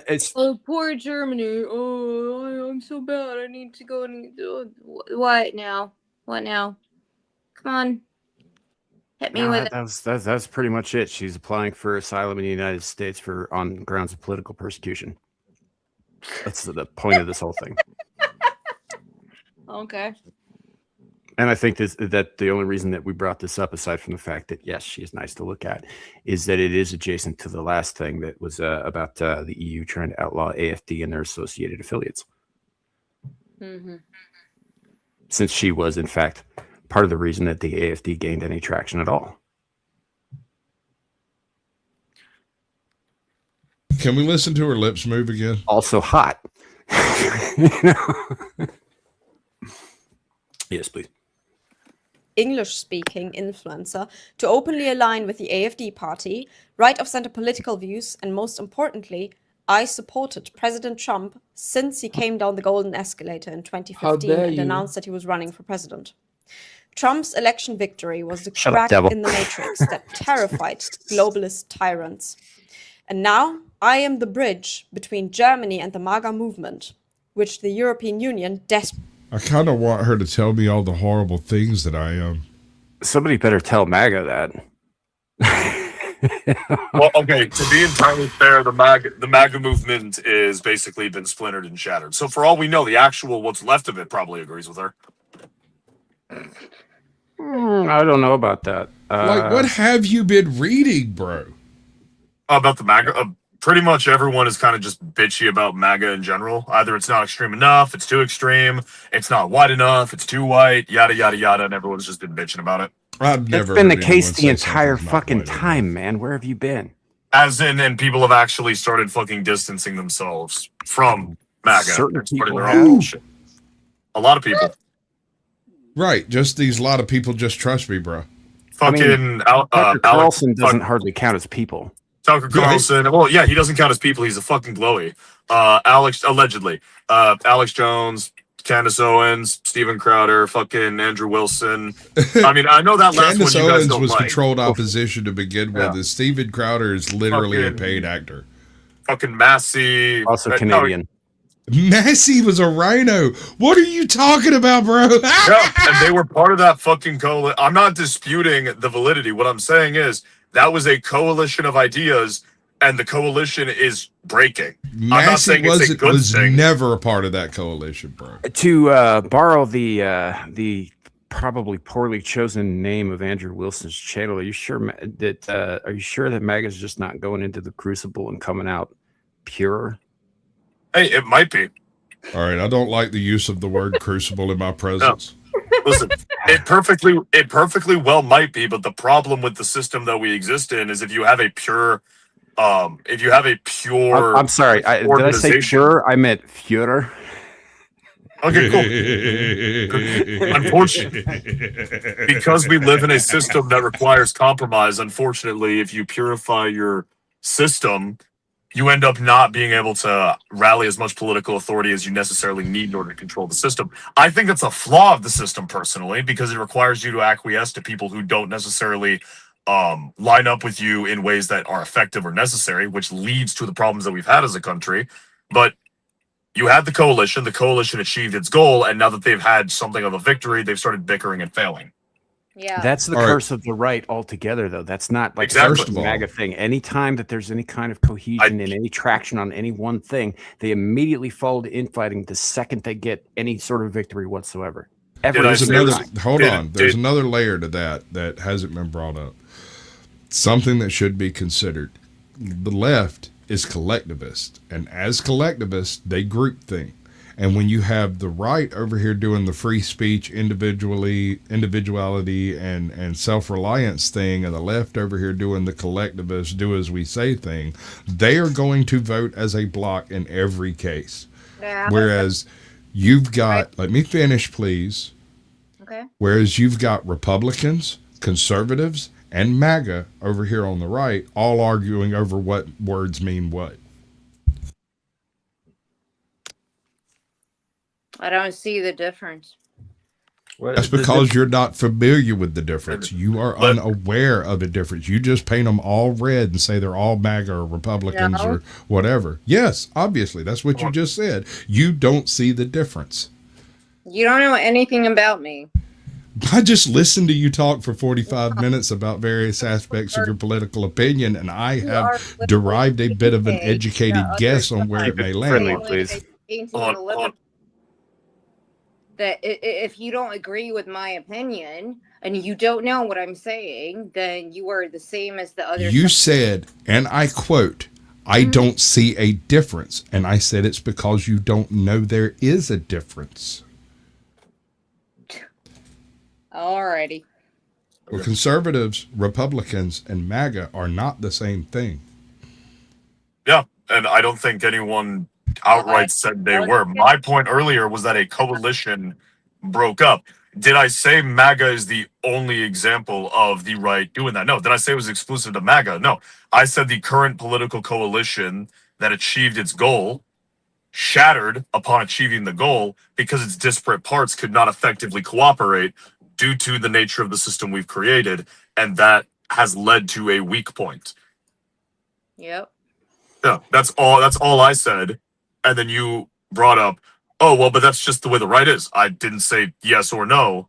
I said what's going No, on. that was me that brought up with that. That's the way the right is, because the right is typically, and again, typically and generally speaking here, much more concerned with individualism than with collectivism, and individuals do not stay coherent as a group for long. Yeah. Hence why our original system, before we freaking perverted it and got around too much federalism, was, hey, we all do our own thing. We give a little bit of power to a centralized authority to keep us from killing each other and to keep the savages out, and we'll do our own thing. And because we removed the accountability and responsibility component, now we've got daddy government putting a boot to your throat every single time you want to mow your lawn. Technically, that's the HOA, but I get what you're saying. Yeah, that's a fucking arm of the government. Well, speaking of government doing things out of pocket, you wanna hit to the next one? We can get the fuck out of here. It's too soon, man. Yesterday was the 10-year anniversary of the death of Harambe. And apparently the whole internet was in tears. I had to actually look up who the fuck this was, because I wasn't on the internet when this happened. You weren't part of the original meme wars? No, I wasn't. Now, allow me. For my favorite Please. fucking monkey. I was trying to get my kid through high school, man. I wasn't worried about a fucking ape. This is for my baby from boo the White Harambe. House, bro. From the White House. On this iconic day in history, Harambe would have celebrated another birthday. An icon that became part of internet history, American culture, and an entire generation's timeline. Tomorrow marks 10 years since we lost him. 10 years since the moment the world stopped scrolling and collectively mourned something bigger than a meme. He became a symbol of loyalty, strength, chaos, unity, and the strange beauty of the internet, bringing millions of people together for one cause. Never forgetting Harambe. Everyone remembers where they were when they heard the news. I don't. No, Somehow a decade later, his legacy still lives on. Gone but never forgotten. Rest easy to a true patriot. A fucking gorilla. First off, he wasn't a true patriot. He was an immigrant, and possibly an illegal one on account of having no green card, but whatever. My question is, was he voting? I don't know. I don't know where the fuck he was housed. He may have voted this last election. Hold on. Is it bad that I remember where I was when I saw that he died? I mean, the White House remembers, so I guess not.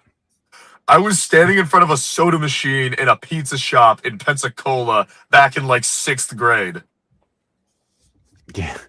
Dude, I don't know, man. Like I said, I didn't even know who this was until like later. I keep saying who, what this was. This is a gorilla. This is not a human being.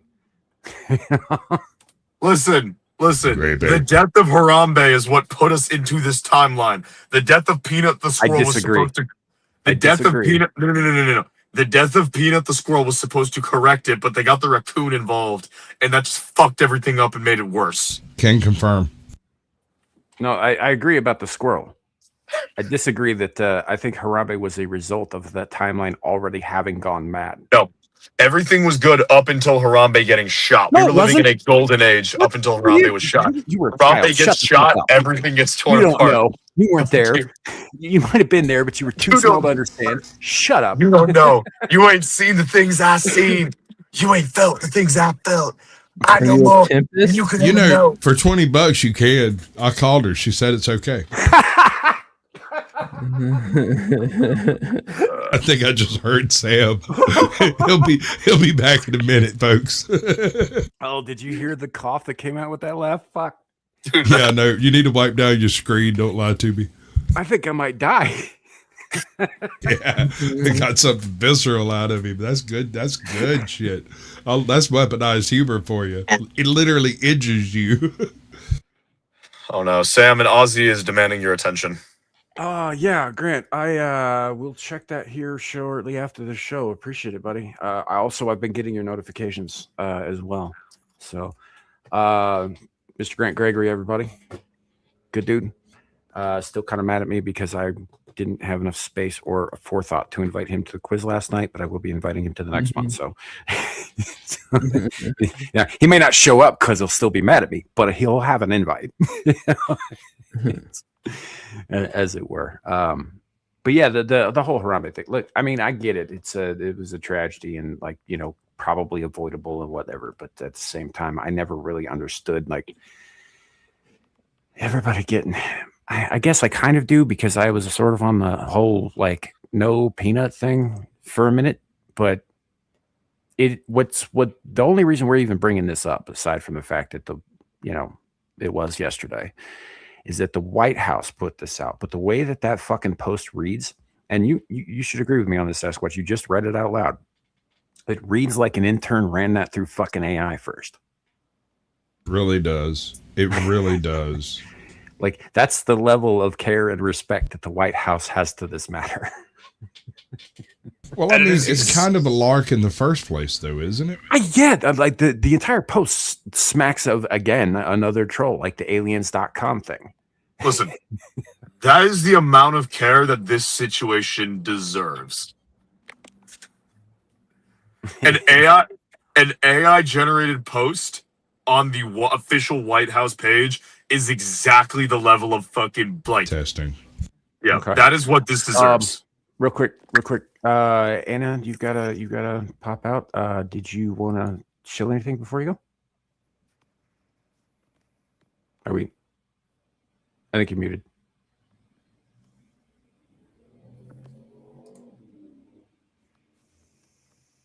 I think maybe she left already, and okay, it's just not. Okay. Oh, there she is. Oh, she's still poking buttons. She'll get there. I have faith in you, Anna. You can do this, dude. This StreamYard phone is on mobile is such a pain in the ass.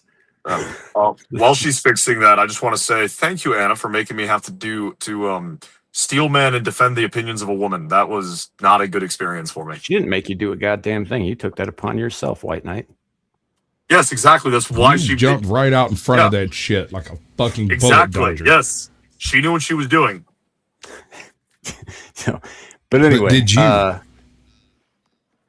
As it goes, I don't know. As it goes. Jesus Christ, kids, stop fucking talking. Everything's a goddamn dissertation with you, whether you're agreeing with somebody or not. It's like 100%. Oh, hey, I'm gonna open this door. Well, I just gotta let every single thought in my head flood out all at the fucking once. And guess what? There's no end to that shit. And sometimes it's coherent, and sometimes it's not coherent. But I'm gonna keep going, whether you fucking like it or not. Because here he goes. Just running over everybody else. Fucking street, man. Just stop. Yes or no is fine once in a while. That's all I'm saying. Anna's gone. Yeah, she bounced out, but she has a channel that is linked in the description below. Anna's Gameland. Go check her out. She does music. And is Sam talking? Yes, I'm still talking. Shut the fuck up. He said, "Shut the fuck up." Can you not hear Sam? Motherfucking son of a standby. I think that's a dodge. I think he heard all of that, and I was mad trying to cop out. Let's not let him back in. I'm just saying. Right? Abe's like, remember when we missed this kid? I know. Exactly. It's getting fuzzy. It is. It's starting to like get distant in the memory and all that. But anyway, as I was saying, don't start talking yet, kid. I heard you drawing in breath, motherfucker. You stay silent. As I was saying, Anna's got her link in the description below. She does music. She does gameplay stuff. She does some pretty awesome live streams involving space stuff and all of that, and a host of other things. Go check her out. She's amazing. I'm glad to have her here. And actually, this is probably a good time for us all to chill and bounce the fuck out because we're almost at 3.5 fucking hours. I didn't realize that. Take 10 minutes to do it. I could try. I don't know. Okay. Maybe. Where's Abe when you fucking need him, bro? Jesus. He doesn't do that shit anymore. He usually feels so shit when he's giving his outro. He's like, yeah, I got this thing next. And that's all I'm saying. Yeah, no, I'm just saying. Check on my Twitter. You'll find out where I'll be. I just managed to schedule in the redirect for after the show, thinking it might go another 15, 20 minutes. And as soon as I hit save on that shit, you were like, well, that's a pretty good time for us. And I'm like, fuck. I love Aussie humor. Check us out. I wasn't spoken enough. Let him talk. All right. Well, as it happens, though, we did do I think a pretty solid show here, despite the fact that I think it maybe got a little bit more heated at points than maybe it was necessary to. But no, it was good. It was good. It was good. It's good to have discussions. It's good to have dissenting opinions. We don't all have to think the same. If we do all think the same, then we're, what's the point of anything? Exactly. So, and I do appreciate that. But that said, now, Shadu, when I give you the signal, you can speak again. The signal is, do you have anything to shill? If so, what, where, and why? Where can people find you? All the usual shit. And thank you once again for being here. Only thing I can really chill is my Twitter, where you guys can find me. Right now, I'm arguing with 40K fans because they're all retarded. I say that as a 40K fan. That's about it. All right. Fair enough. Fair enough. Still, do appreciate you being here and making the time for us. I know that you're pretty busy, dude. So that said, he does have a YouTube channel. He hasn't posted anything on there in quite some time, but there is some old shit you can go and check out if you're interested. And that link is also in the description below. Sasquatch, regale us. What did I do? Shit. With your lengthy list of upcoming things. Oh yeah, and I might be fixing to add 2 to it too. So tomorrow, the blast radius with Captain Curmudgeon. Not sure what the topic's going to be. Said, and I quote, "I'm going to surprise you." So there we go. I'll be surprised.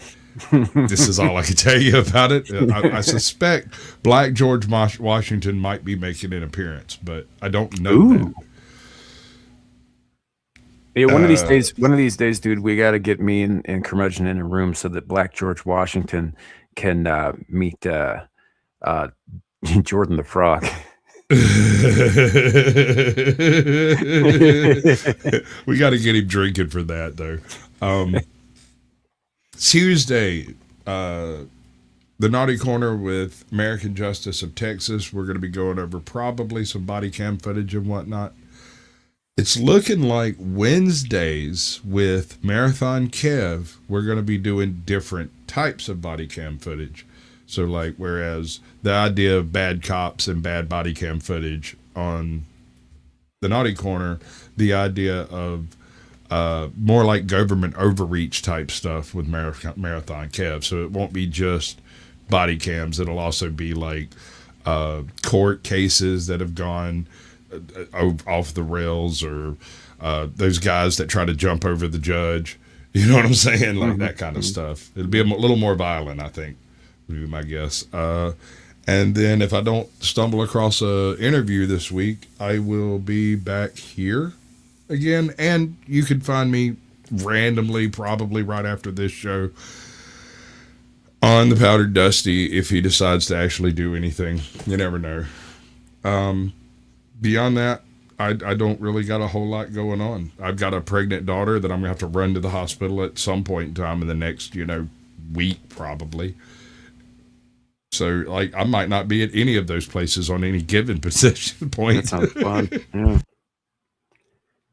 Yeah, well, that's life. I mean, we all got to deal with life as we go about our internet ways here. Speaking of which, somebody who's been AWOL on his own show recently a couple of times. Devil, what do you got going on? Yeah, I should be there next week on my own show. But he's not sure, folks. Can you tell?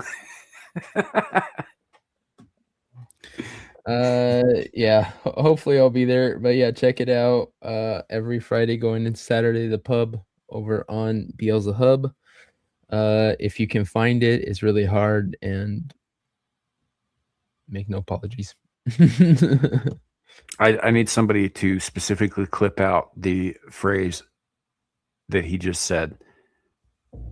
If you can find it, it's really hard. No apologies. That needs to be in one of those little animations, like the one where he's talking about getting railed on the Senate floor. Anyway. I love that clip, man. You need to make that shit. That shit needs to make a comeback. It's not my favorite, but okay. Oh, all right. Well, as it happens, that brings us to moi. And next thing I got up, I will be over helping out on Exile Linus 2 late tonight. It's looking like 9:15 Pacific time. So for everybody east of there, it's going to get progressively later and later. After that, I will more than likely be doing some game streaming for a ridiculous length of time at ridiculously late hours. We'll see what happens. Probably going to be a fair amount of that throughout the week. And although I am looking to finish Crimson Desert this week because I definitely want to move on and do something else for a while. And I'm right there at the end as it is anyway. So we'll see what happens with that. Next week, we'll have more Abyssal Musings on Friday, as usual. I should be able to make the pub next week as well. The only reason I didn't this week was because I couldn't stay awake. I almost didn't make it through my own quiz show. So it's like, no, I have to go to bed now. And so I'm doing that. and all that. But and then we'll be back here, right here, at this time, at this day, in this place. More Screaming into the Void, where we get into the shenanigans. Oh, also, announcement. We discussed this on Whispering in the Dark earlier this week. I finally figured out what we're doing for the 200th episode of Screaming into the Void, which is coming up in 8 weeks. That's 2 months. We're going to do like we did for the 150th episode, where we EFAP the God Killers, or the God Builders, or whatever the fuck it was called. Except in this case, it's not going to be that. It's going to be What the Internet Did to Garfield by Super Eye Patch Wolf. Oh no, you're going to traumatize your entire I'm audience. going to traumatize everybody. It's going to be amazing. It's going to be a lot of fun. Hopefully it'll be a long ass show because, it's like an hour and a half long video. We're going to EFAP the fuck out of it. It's going to be glorious. Coming out in about 2 months. Yes. Way ahead of you. Yes. So, and we'll be hopefully have plenty of guests on for that one as well. But it again, it's a ways out. But I did finally settle on what we're going to do for the 200th episode, and that'll be that. Otherwise, Sasquatch, I'm trying real hard here, but I don't know if I got You're fucking good, more bro. minutes. He backed it up another 30 minutes. It doesn't matter. Just do your thing. Okay. All right, then. That's it. That's all she wrote. We're going to get the fuck out of here. Thank you to everybody who was on the panel today. Anna's Gameland, Shadow of Hawk, Caucasian Sasquatch, Devil Made Me Do It. You guys are all awesome. I appreciate y'all. Everybody in chat for watching and participating and hanging out. We love you. We need you. I don't know a way to end that sentence that isn't less gay. So we're just going to end it right there. We want you. That's not less gay. We need you. It's actually more gay. But there ain't no way I'm ever gonna rub you. So hit the button. Okay, maybe a little less gay, but still very gay. Anyway, thank you all for coming. We'll see y'all next time. Remember, You're it could welcome. always be worse. You could be the guy he's talking about. Bye, everybody.